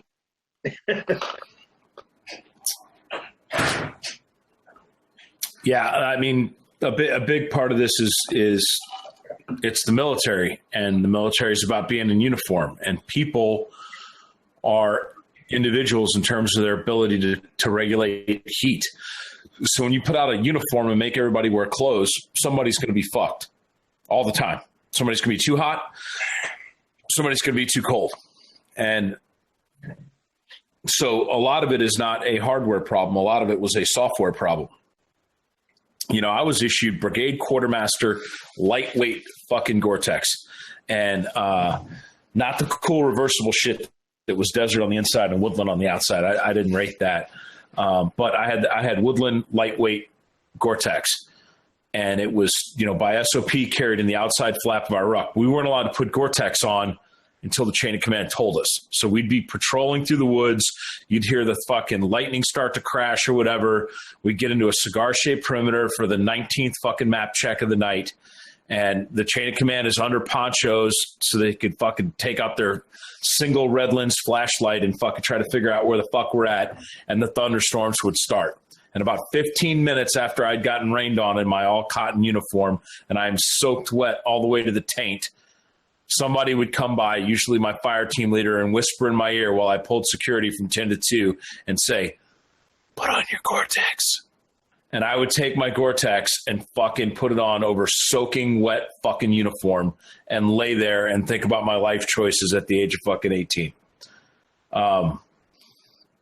Like, that was life. That's what you did, Or the bear suit. Like, remember the bear suit, and you just drop your trousers, without taking off your boots, and then you're like in your fucking ORP and shit, and you like, okay, I'm gonna put this fucking bear suit on for like 1 minute while I can, and then try to stay warm. But what I'm saying is that it's bullshit, because there's better materials, there's better science, there's better data on it, and it just hasn't caught up yet. Just like everything else, just like this ammunition discussion. It's just not clothing's come a long way. I'd say soldier systems, more than anything else, has evolved significantly since the war started. When you look at what Joe was wearing, what my Rangers were wearing, at 9/11 compared to what a fucking guy in Ranger Bat looks like today. I mean, the Army's got a combat uniform. That unheard of before. You couldn't have even convinced them that the requirement was valid. You had to force it down their throat. I don't think this is off topic. Oh, go ahead. They should find Class A's, I think. I was going to say, I don't think this is off topic, because the reality is that, like, we get this from viewers a lot of comments like, X rifle, the M1 won the war. Well, no, rifles don't win wars. Blood, resources, and men win wars. Rifles are just an accessory. But the funny thing is such an emphasis is placed on the weapons, but like you're talking about now, the idiosyncrasies of just clothing, the accessories and kit that goes around for the individual soldier, it matters in such a significant way that it just shouldn't be underestimated, but frequently is. Everyone focuses on the gun, but some of this stuff makes a huge difference. I mean, we do a lot of historical work, and we were going back looking at some of the stuff from World War I even, and Ian brings out this French ammunition load-bearing kit. It's a box with loose ammo in it. It's about one step better than a hobo stick with a bag. And that makes a huge difference for the guy in the field, and you're talking about that now in modern incarnations. And I don't know, that's a huge emphasis as well. Then you got the U.S. World War I backpack, which is actually one step worse than a hobo sack. Well, you're only going 800 yards to the next trench. if you're lucky. There were guys who went in World War II with that thing. Yeah, taking the clothing discussion and bringing it back directly to weapons. The Army fucking mandated how you wore your gear and where you put your ammo, like down to the pouch prior to the war. Exactly where your first aid kit went, exactly where your iodine tablets went. There were SOPs for everything, and they were inspectable. And the pouch attachment ladder system and subsequent Molly load carriage system that came out of that, probably the biggest game changer in terms of empowerment of the soldier and the small unit leader to make the warfighter efficient based on his body type. Maybe based on you've got T-Rex arms or whatever.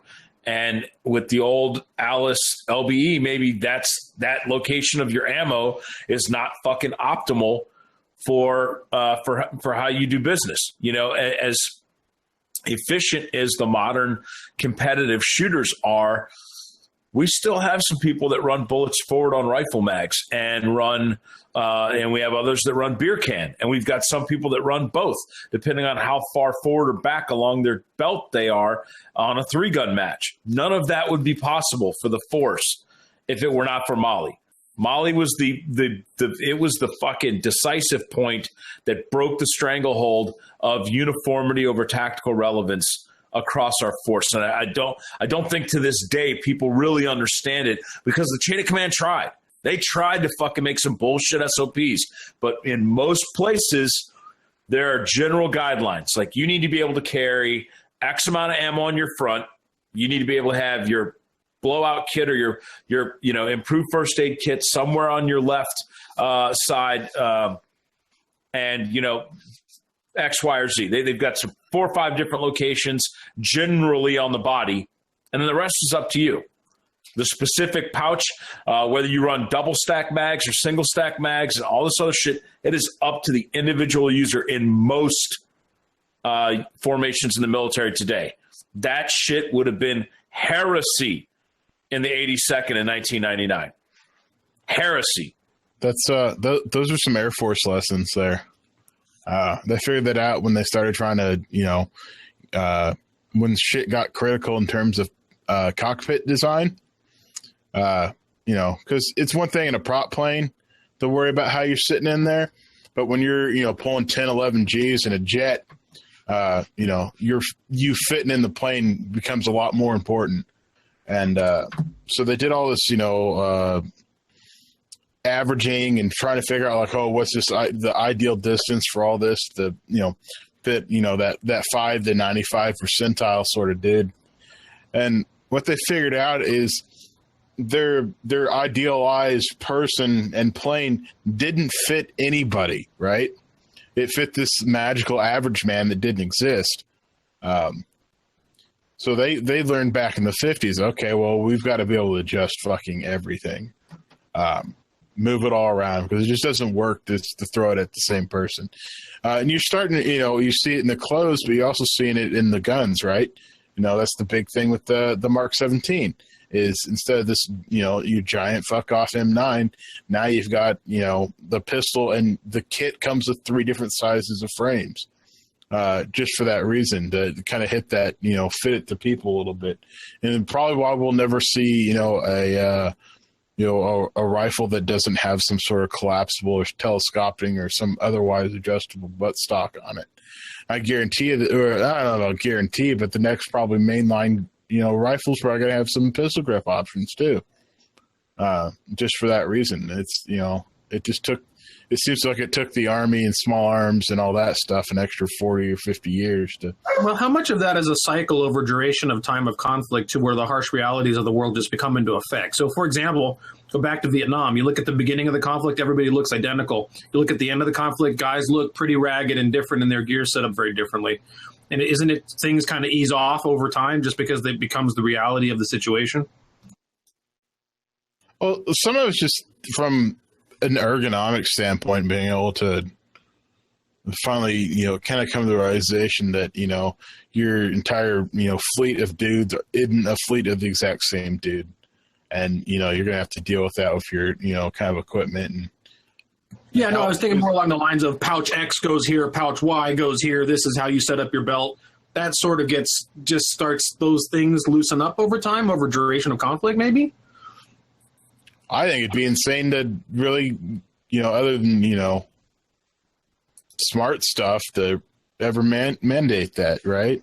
Other than, you should have like your, this much and, put your blowout kit somewhere where you or somebody else can get to and, go to town. Everything else, you're running the risk of handicapping somebody because you're forcing something on them.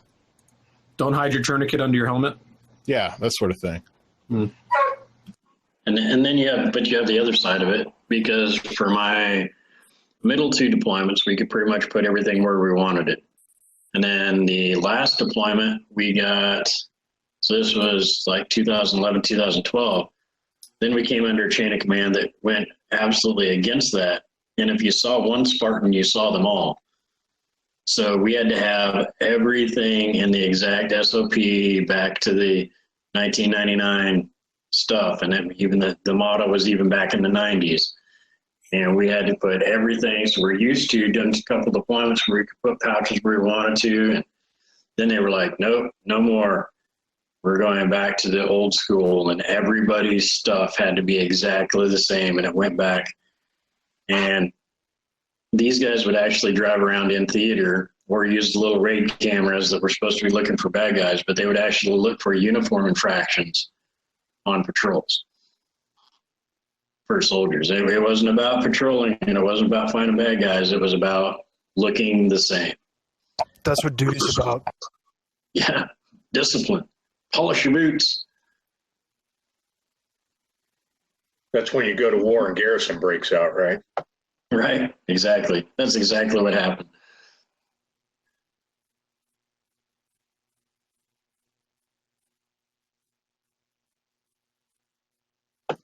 It's funny you mentioned that, because I actually had a battalion sergeant major right before I got out put out a SOP.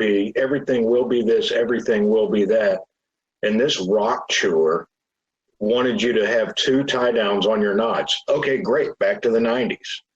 But one tie down went to your helmet and the other one went to your belt over top of your IOTV that's meant to cut away for a reason. I looked at my first sergeant, I'm like, hey, I'm not doing that. Well, why? I get you're not doing it, but why? Because a cutaway IOTV is a cutaway for a reason. If I have to cut my IOTV away, it gets hung up in my helmet and my nods, and I'm dead. And the battalion CSM couldn't figure that out.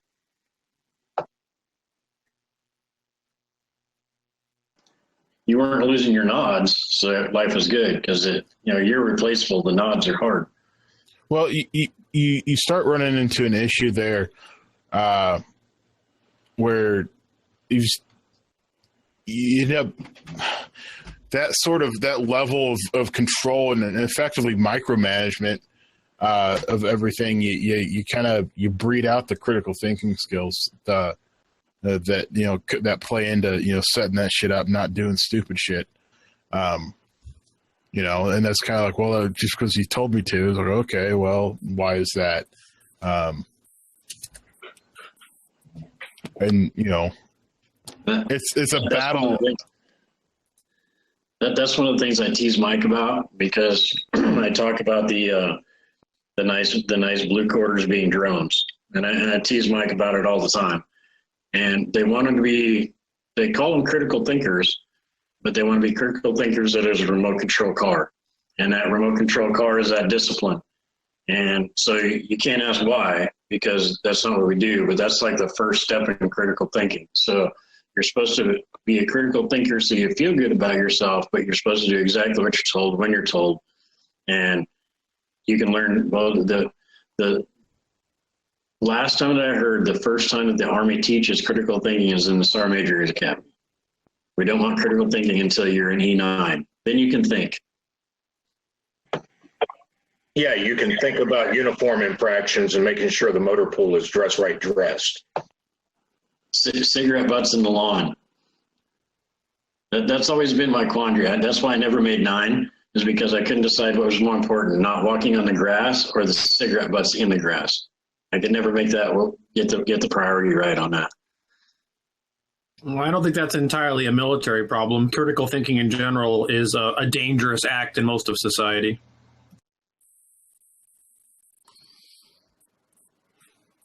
Yeah, I mean, I have seen and experienced some rigidity that defies all common sense that, like, I thought I could only experience being around Marines in my military career.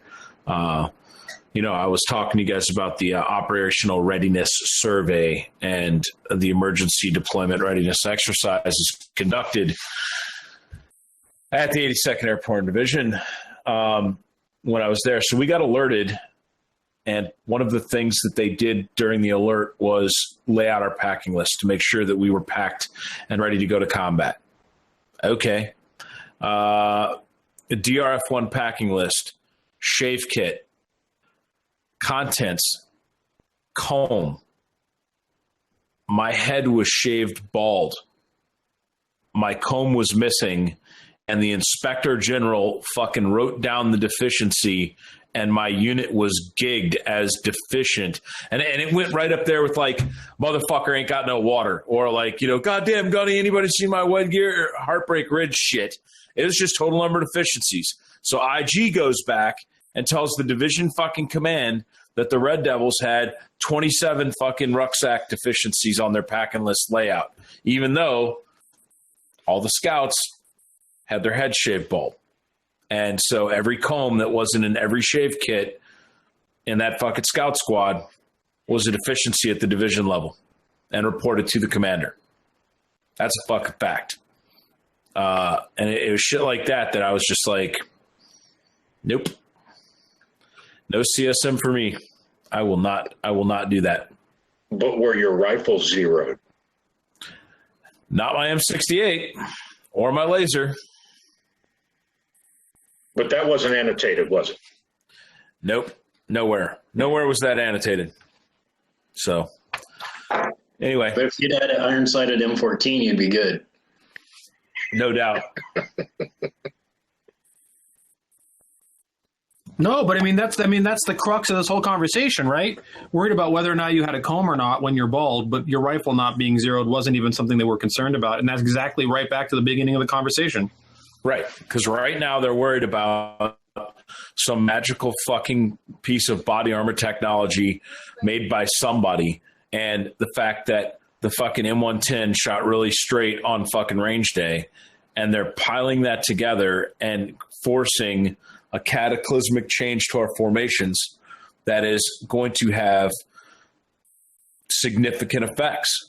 And, you know, I saw them fill the fucking PVS or the PEC 15 without any windage and elevation knobs on the flood. And I knew it was fucked up in 2003, and the Army hasn't unfucked itself in fucking 13 goddamn years. They haven't unfucked themselves. So when you guys are like, I can't believe we're going to go to a fucking battle rifle, this is stupid for all these reasons. I'm like, yep, this is dumb as shit for all these reasons, comma, and we're about to do it. I don't know. I'm kind of into it, though. Like, I can imagine being 18 and just getting all 7.62 and how ridiculously chaotic that would be out of the battlefield, like, as opposed to M4s, you know, like having that familiar M4 and switching over to some ghastly, you know, large caliber. It's kind of, you know, poetic in a way. I don't know. It sounds like a future Carnik episode to me. I don't think I've ever done anything 30 cal. I need to do some battle rifle. Knockdown power, bro. No, you gotta have it. You know, it's funny you talk about that. I was just thinking about how I need to get back on my bike and hit that hardcore so I can appropriately rock some short shorts. Get those quads built up for that. And go around, run around, go smear some baby shit on my on some rifles and go pretend we're in Africa. Rhodesia, bro.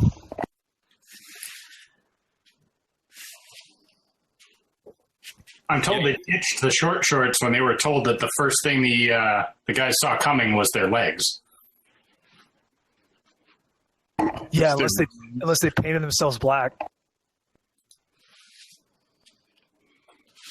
Battle rifle T-zone. You're within driving distance from me. We can do this.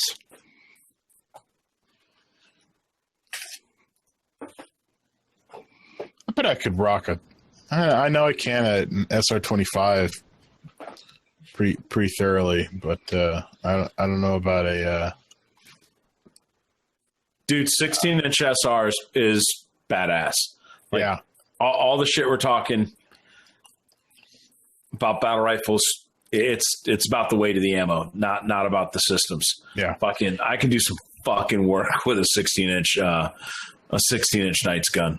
We built I did a 12.5 full auto 308 there at CMMG, which ours were basically SR-25 clones, but yeah, that thing that was a lot of fun, and there's not too many guys who could really handle that right, but just because you've got those new handle it so wrong. Yeah, you got those nice new Magpul 25 round 308 mags, and 12.5 full auto, let's go 308. Then that's about the length where like you start before you really it drops off the recoil. You go much shorter than that, and you're just like turning powder in the noise and not really getting bullets going out faster. But at 12.5 still doing some good work there, because I've seen guys play around with like 8-inch, like the 8-inch barrel G3s and shit, and it's like, yeah, you're just making noise.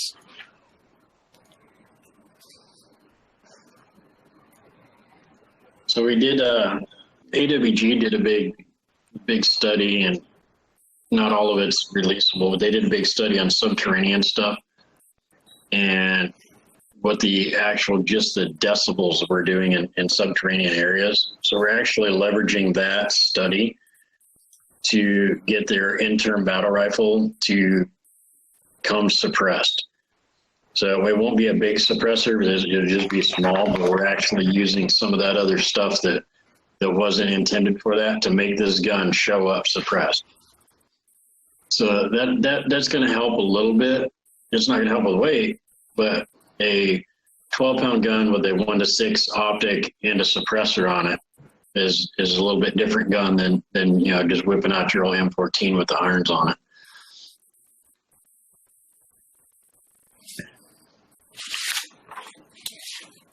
I could work with that.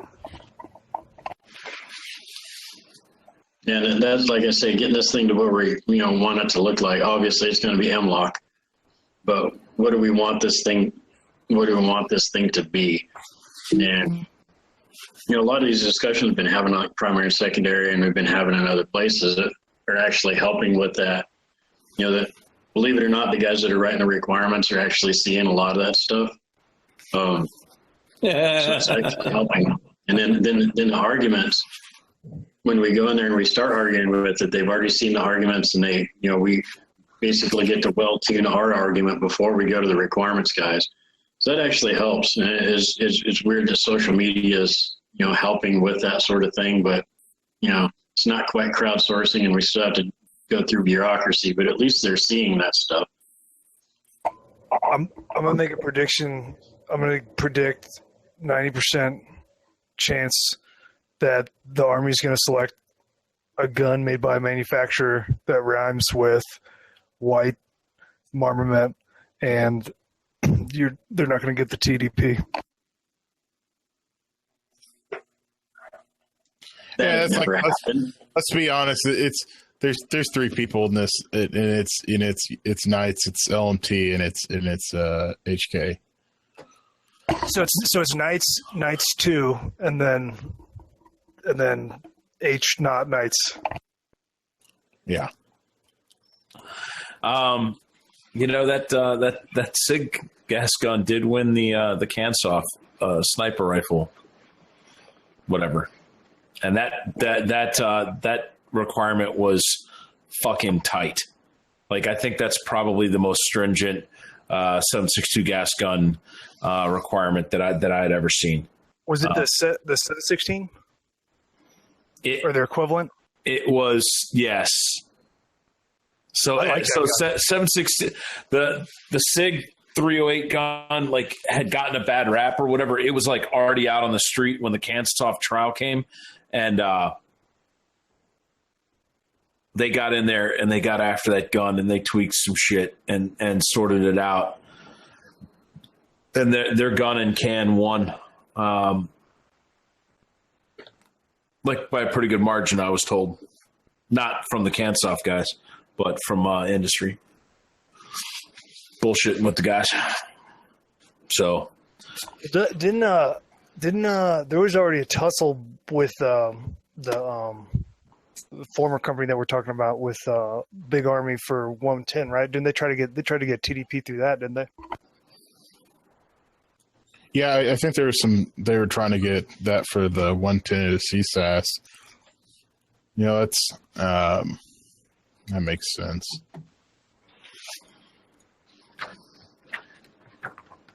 But see, I also wonder if those LMTs might have a shoe-in, just the fact they're actually getting fielded places. You know, they're right up there with the Knights they're actually doing stuff with. The Brits like them.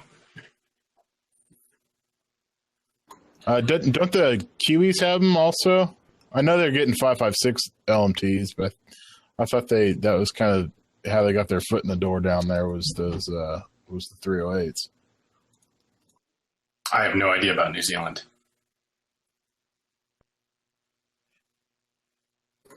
I don't think anybody knows about New Zealand. They're just kind of there. They say sucks. They say like 1, 2, 3, 4, 5 sucks.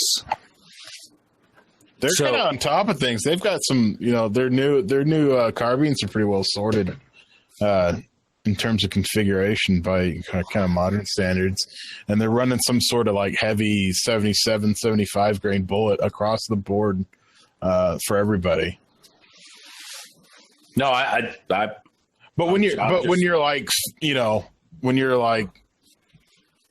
the size of a single unit in the U.S., Army or whatever, it's like, okay, well, it's easy to do. No, I'm not clowning on them specifically. I am, but it's not because they suck. It's actually people don't think that New Zealand's on the outs because they're part of Five Eye, which is the countries that we share information with or whatever. So they're in the cool guy club with Canada and Great Britain and whatever. But the reality is, at the DoD level, on the inside, Reagan put them persona non grata back in the 80s. And so there's specific, like, anti-fucking training. Like, you will not share information. You will not train with the Kiwis, et cetera, et cetera. Towards the end of the Cold War, the radical socialist elements that have now gone against fucking, gone to PETA and Antifa and everything else. Back in the 80s, it was fucking nuclear weapons. And so worldwide, there was a huge no nukes, Star Trek 4 fucking save the whales and no nukes shit going on. And New Zealand fell prey to that with their population, and they denied the United States any port passage of any weapon, any naval ship that had nuclear weapon or nuclear power reactor to their country. So during the Reagan years, if you were a U.S. Navy ship and you had nuclear tipped Tomahawks, or you were a fucking submarine, or you were an aircraft carrier with a fucking nuclear power plant, you were not allowed to go to New Zealand. And it was like it made the media or something. It was obviously way before I came in. But I asked the question when I ran into some training stuff where they were like, yeah, New Zealand can't play. Why the fuck can't New Zealand play? They're like, Australia Junior. Like, what the fuck is the problem? And they're like, yeah, dude, it's some shit where they pissed off Reagan and it goes back like 30 years. So I'm like, America, long memory. It didn't let the USS fucking whatever park it fucking 30 years ago, and now no JRTC rotations for you. So. Before we go on to the next topic, Ian has to take off. Yep, I got to bail. Yeah. I appreciate it, guys. Thanks for being on. Have anything to plug? Have any announcements or anything that the world needs to know, all 5 of our viewers? I don't think anything in particular. You know where to find me, forgottenweapons.com. So it's been a privilege. Thank you, guys. I really appreciate it. This was really interesting to listen in on. Cool. And especially for you to participate. That was really cool. And obviously you're welcome back anytime. Appreciate it. Have a good night, guys. You too. I love you, Ian. Okay, now he's gone. Probably not too far behind myself. Yeah. Watching the panel, it looks like everyone's just slowly running out of gas. Well, you guys got your fancy West Coast time or Mountain time. Yeah, no shit. The chat room says we have 92 viewers. Yeah, we do. Well, that's 75% of that's just us. click. It's all just Russian hackers and Chinese botnets. Yeah, that is exactly what it is.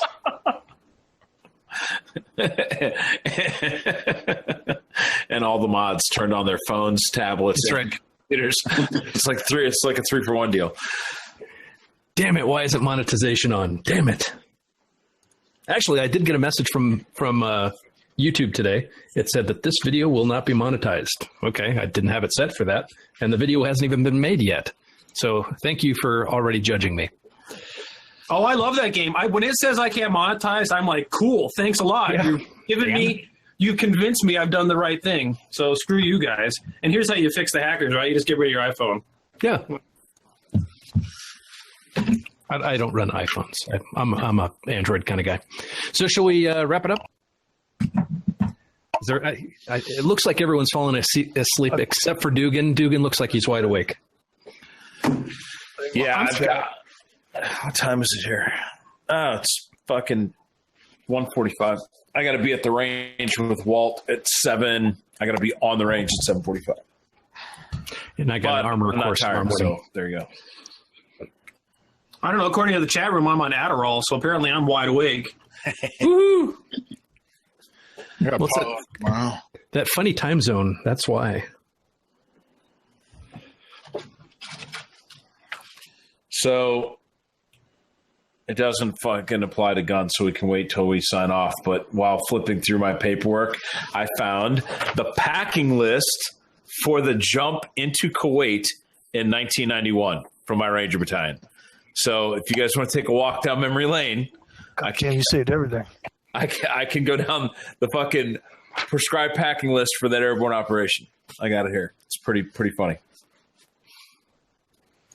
Is a comb listed? Actually, that's what made me think of the comb story, because it has the sub items of the shaving kit, and this is a fucking Ranger Battalion. There ain't no comb on there. You know the difference between a good haircut and a bad haircut in Ranger Bat back in the day? 1 week. We had mandatory haircuts every Sunday.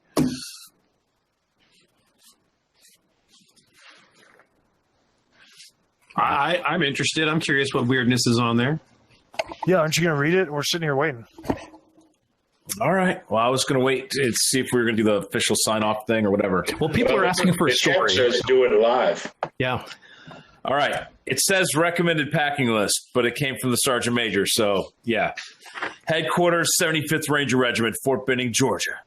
Appendix 1, packing list, Annex Delta, Logistics, 75th Ranger Regiment, Op Order 92-2, Iris Gold. Recommended rucksack packing list, air items complete. Well, we're jumping in. That's probably pretty good. Bag clothing waterproof. Fucking beret.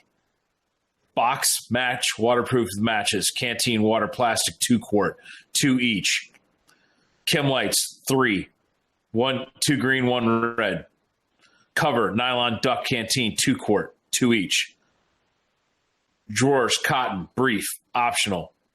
And then my squad leader taking notes said, "Fuck that, we roll commando."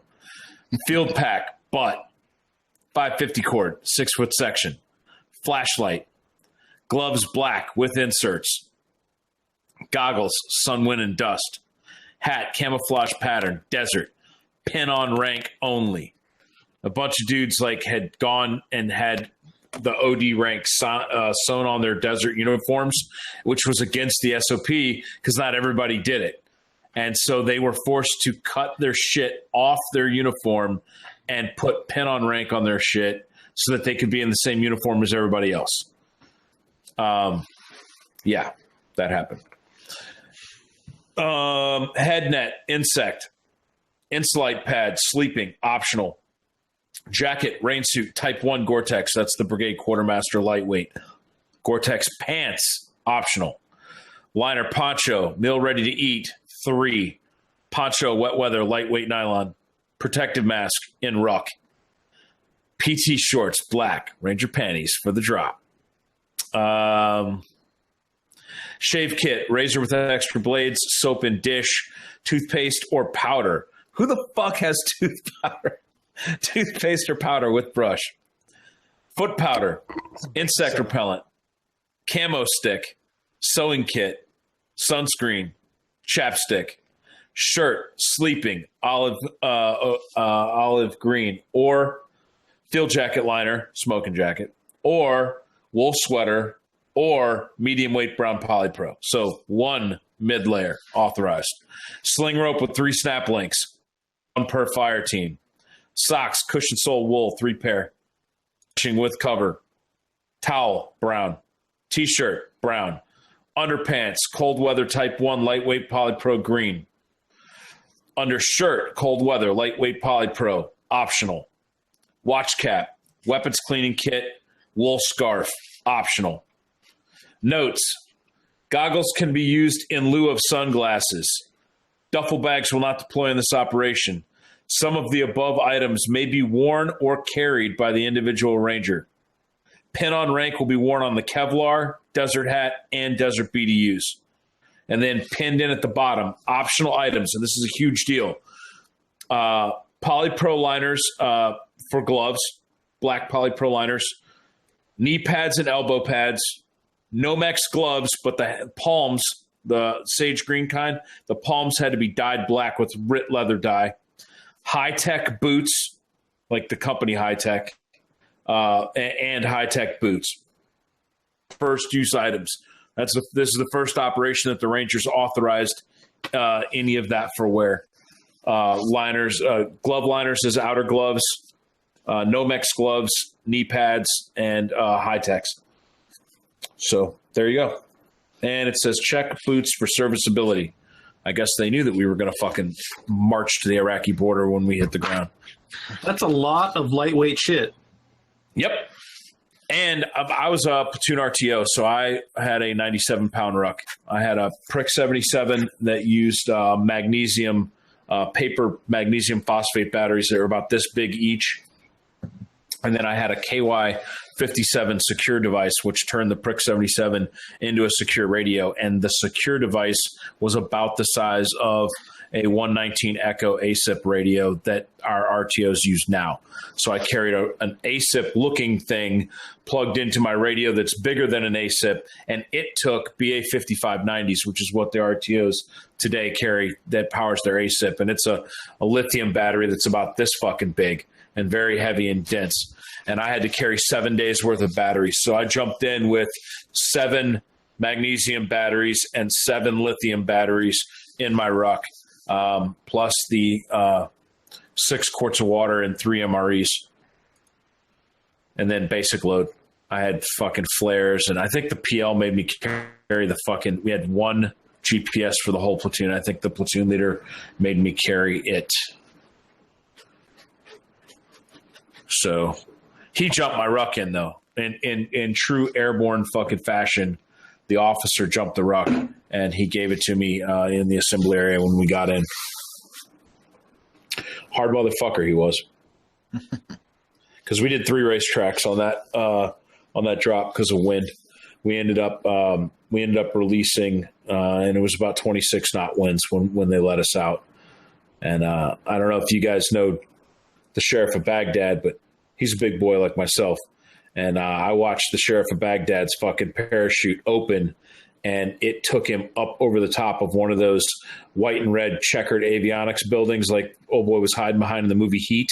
It fucking parachute hit that thing, went up across the roof, smashed Shrek into the side of the building, drug him up the side of the building, drug him off the top, and launched him off the roof of the building at 26 miles an hour. Fucking, he was hospitalized. He got fucked up bad. And there was people just everywhere, fucking screaming, fucking being drugged down the tarmac. The runway had been hit with Durandal anti-runway munition, so it was cratered. And guys were just like getting drugged down concrete at 30 miles an hour. It's pretty awesome. Fuck that jump. So a bunch of 308 ammunition loaded on top of that would have just made it better, right? Oh, yeah, best ever. And then we walked 27-ish miles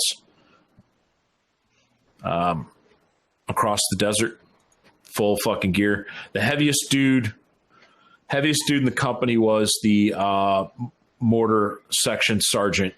He was carrying an FDC computer and a radio and some extra 60 millimeter mortar rounds, and they weighed his rucksack, and it was 137 pounds. And he carried 137 pounds for fucking almost 30 miles.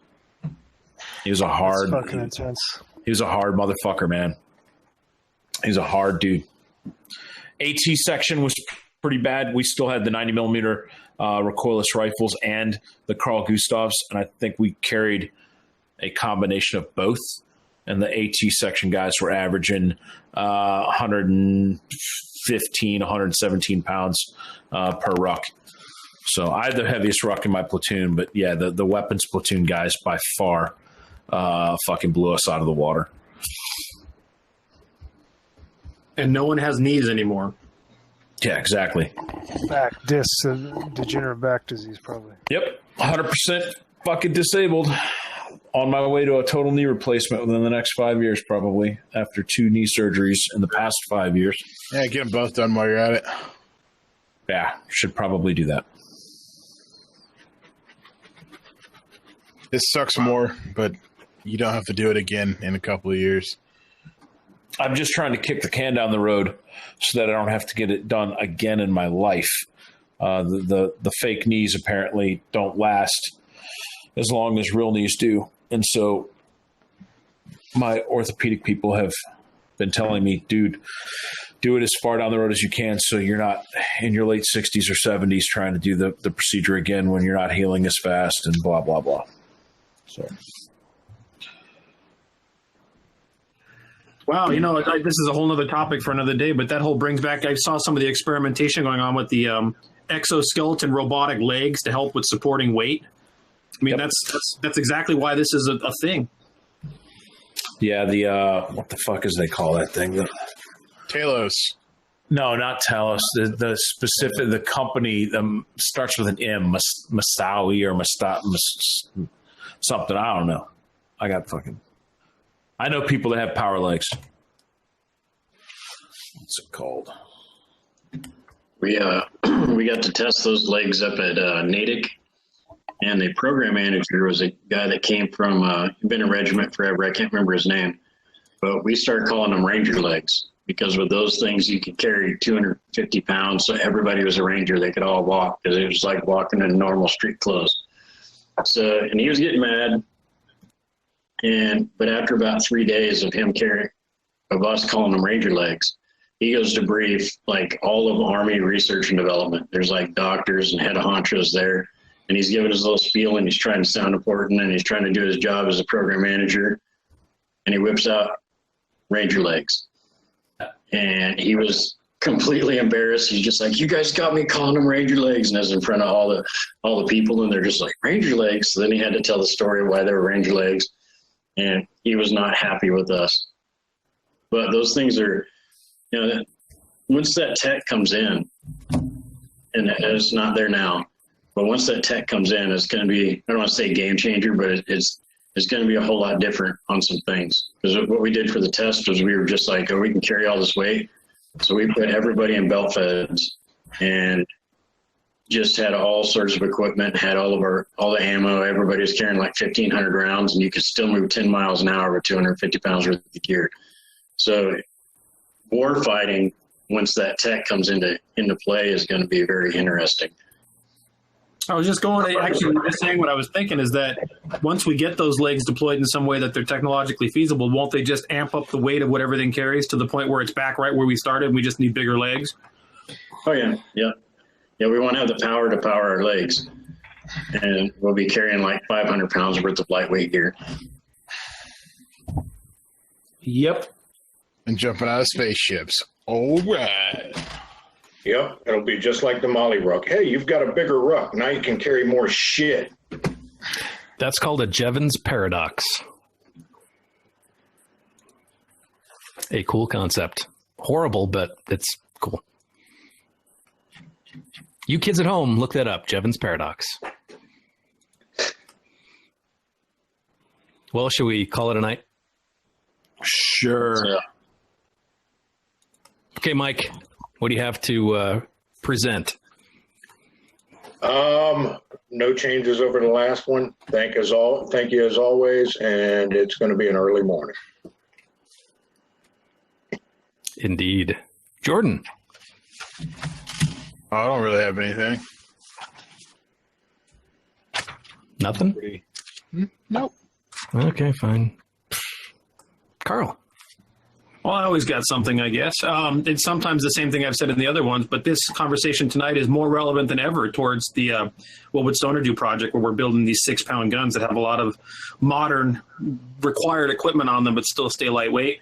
And we put together a semi-automatic version of the M27 IAR clone. Of course, it's semi-auto, but it still comes in at the wonderful 12.6 pounds, still fires the same 5.56 round. And we're going to be doing kind of a contrast and comparison between that build and the What Would Stoner Do builds, and talking about what's the difference of mindset and why does this exist while this could exist, and what's the purpose of both. So essentially, stay tuned to InRange because there's a lot coming.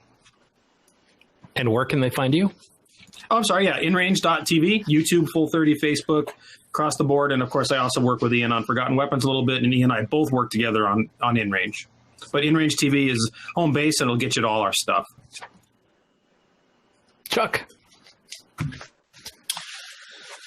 What do I have going on? I'm going to be doing a couple classes in the fall, hitting a few trade shows before then, doing a lot of consulting work. I'm focusing real heavy on continuing to help industry with product development that's going in the right direction, as well as business development about how to get that stuff out. Activated the Presscheck consulting Facebook page. It is in existence. It's locked. I don't think anybody can go in there, and there's no videos on it yet. But I got one, so fuck y'all. Yeah, I'm just working on some science projects at home. We were talking about it before. I'm looking a lot into tech, into gadgets, and how to increase that the efficiency of the guys on the ground, and how we look at training and everything. I'm just so not wanting to just sit on the flat range and talk about rifles and pistols. I mean, I'll do it, but there's so much more out there.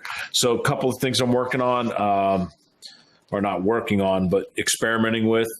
I might start doing like tech geek reviews on my YouTube channel. So I got one of these Mohawk cameras. I just bought it.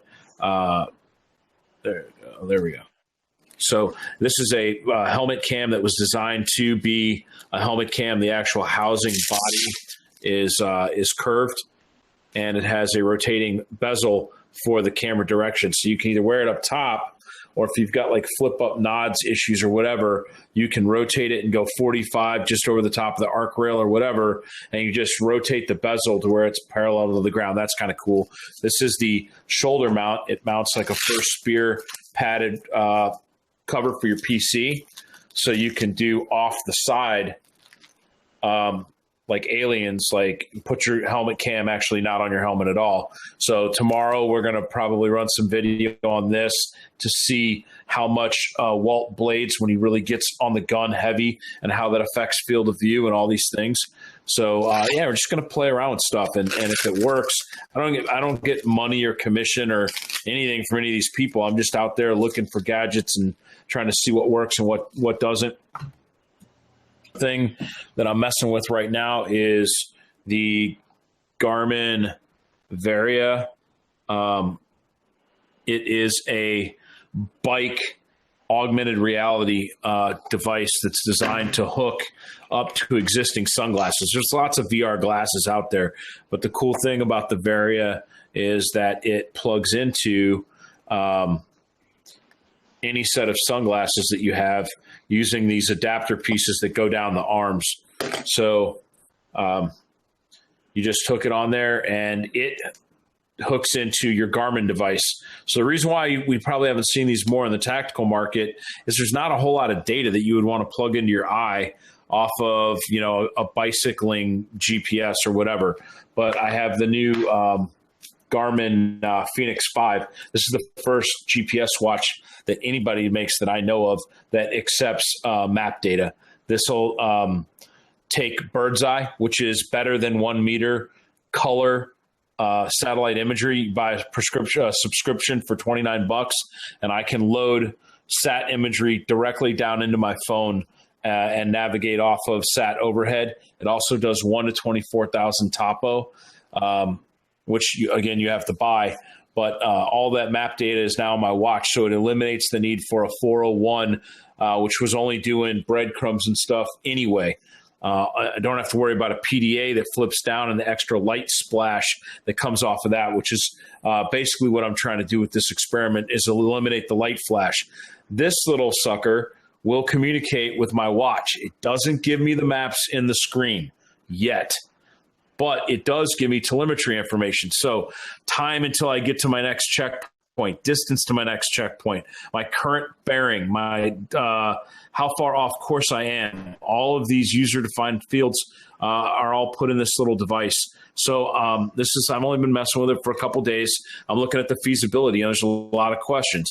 Can I fit this under a set of nods? Can I walk with my nods down and nav without having to turn on a GPS and have that overt light signature going on or whatever? So this and much more is just some of the techie geekery that I'm going to be experimenting with, and then doing YouTube videos and just kind of talking about, what I came up with.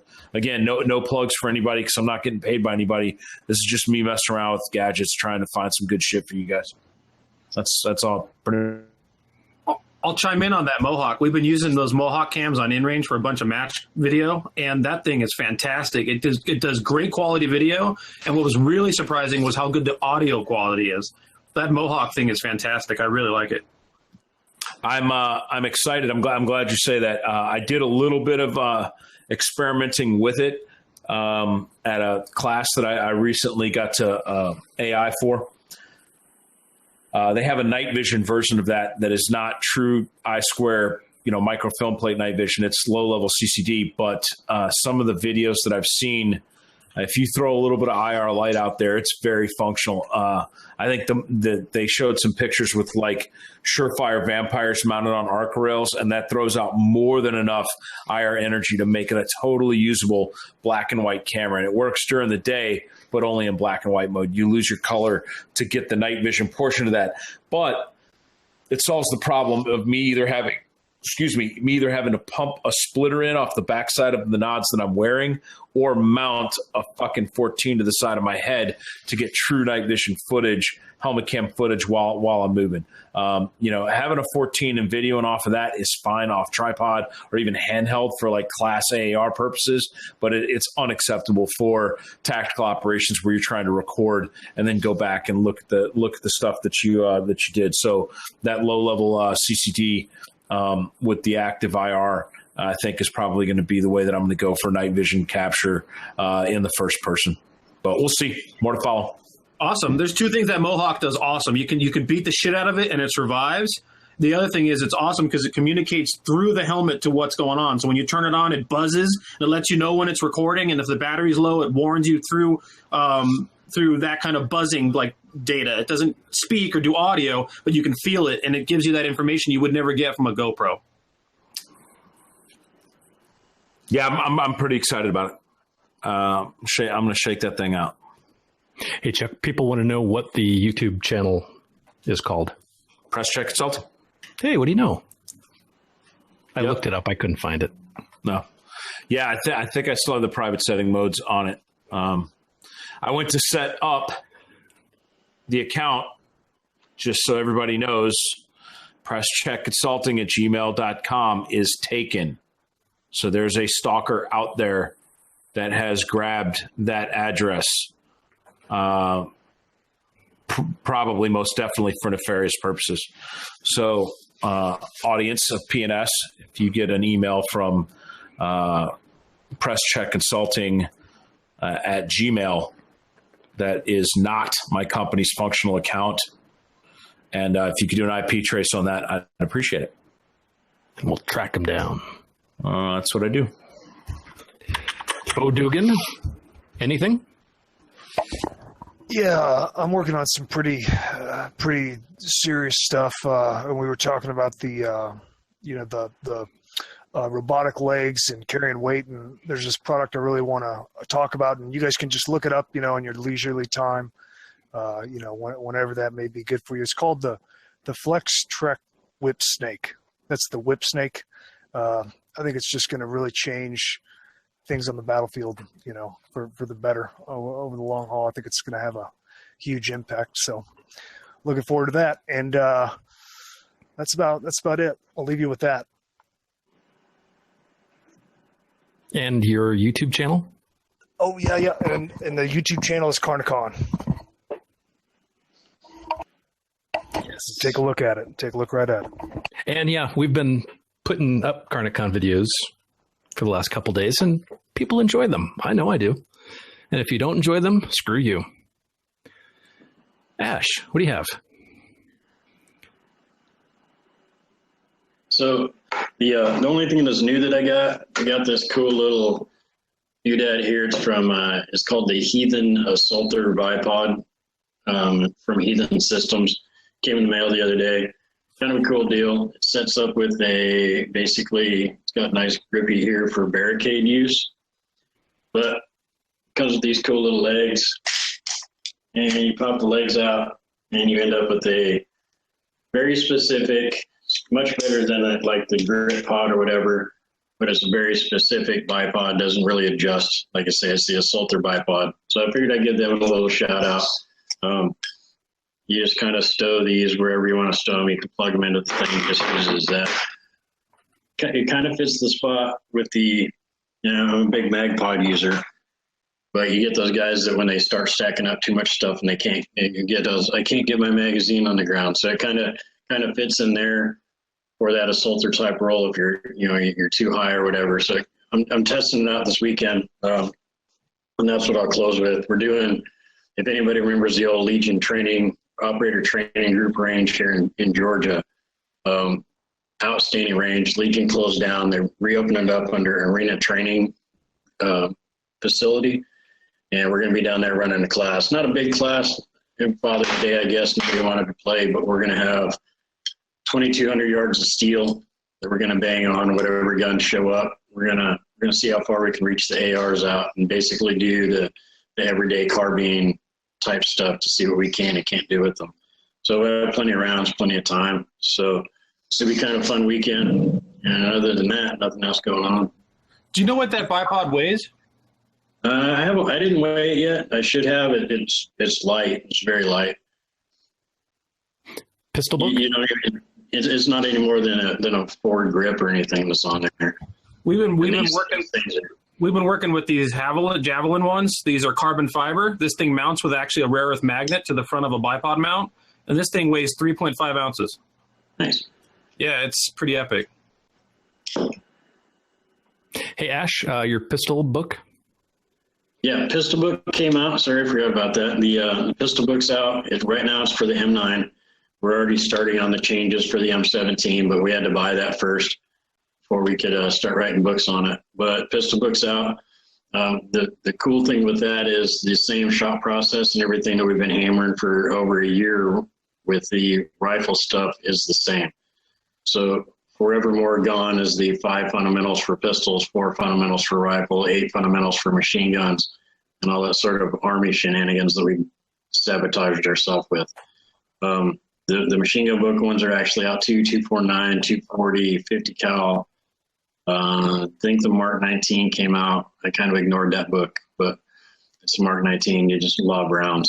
And so, but a lot of those books are out. We got to get some word out on the pistol book, and glad you mentioned it. That was Mike. Yeah, Mike mentioned that. So yeah, that's I keep Mike around because he helps me get through things. Well, yeah, Chuck. Oh, yeah, I just want to alibi. I said that the 203 was the worst weapon in the entire inventory. It's actually the Mark 19 because it fails to lob non-lethal projectiles at its maximum effective range due to not working at an excessive vehicle gross weight. Good alibi. Big thanks to our podcast sponsors, Nighthawk Custom Firearms and Forged Tactical Training. You can find us at primaryandsecondary.com. This broadcast will be on iTunes, Stitcher Radio, and Google Play Podcasts in audio form. This also will be available in its entirety on YouTube.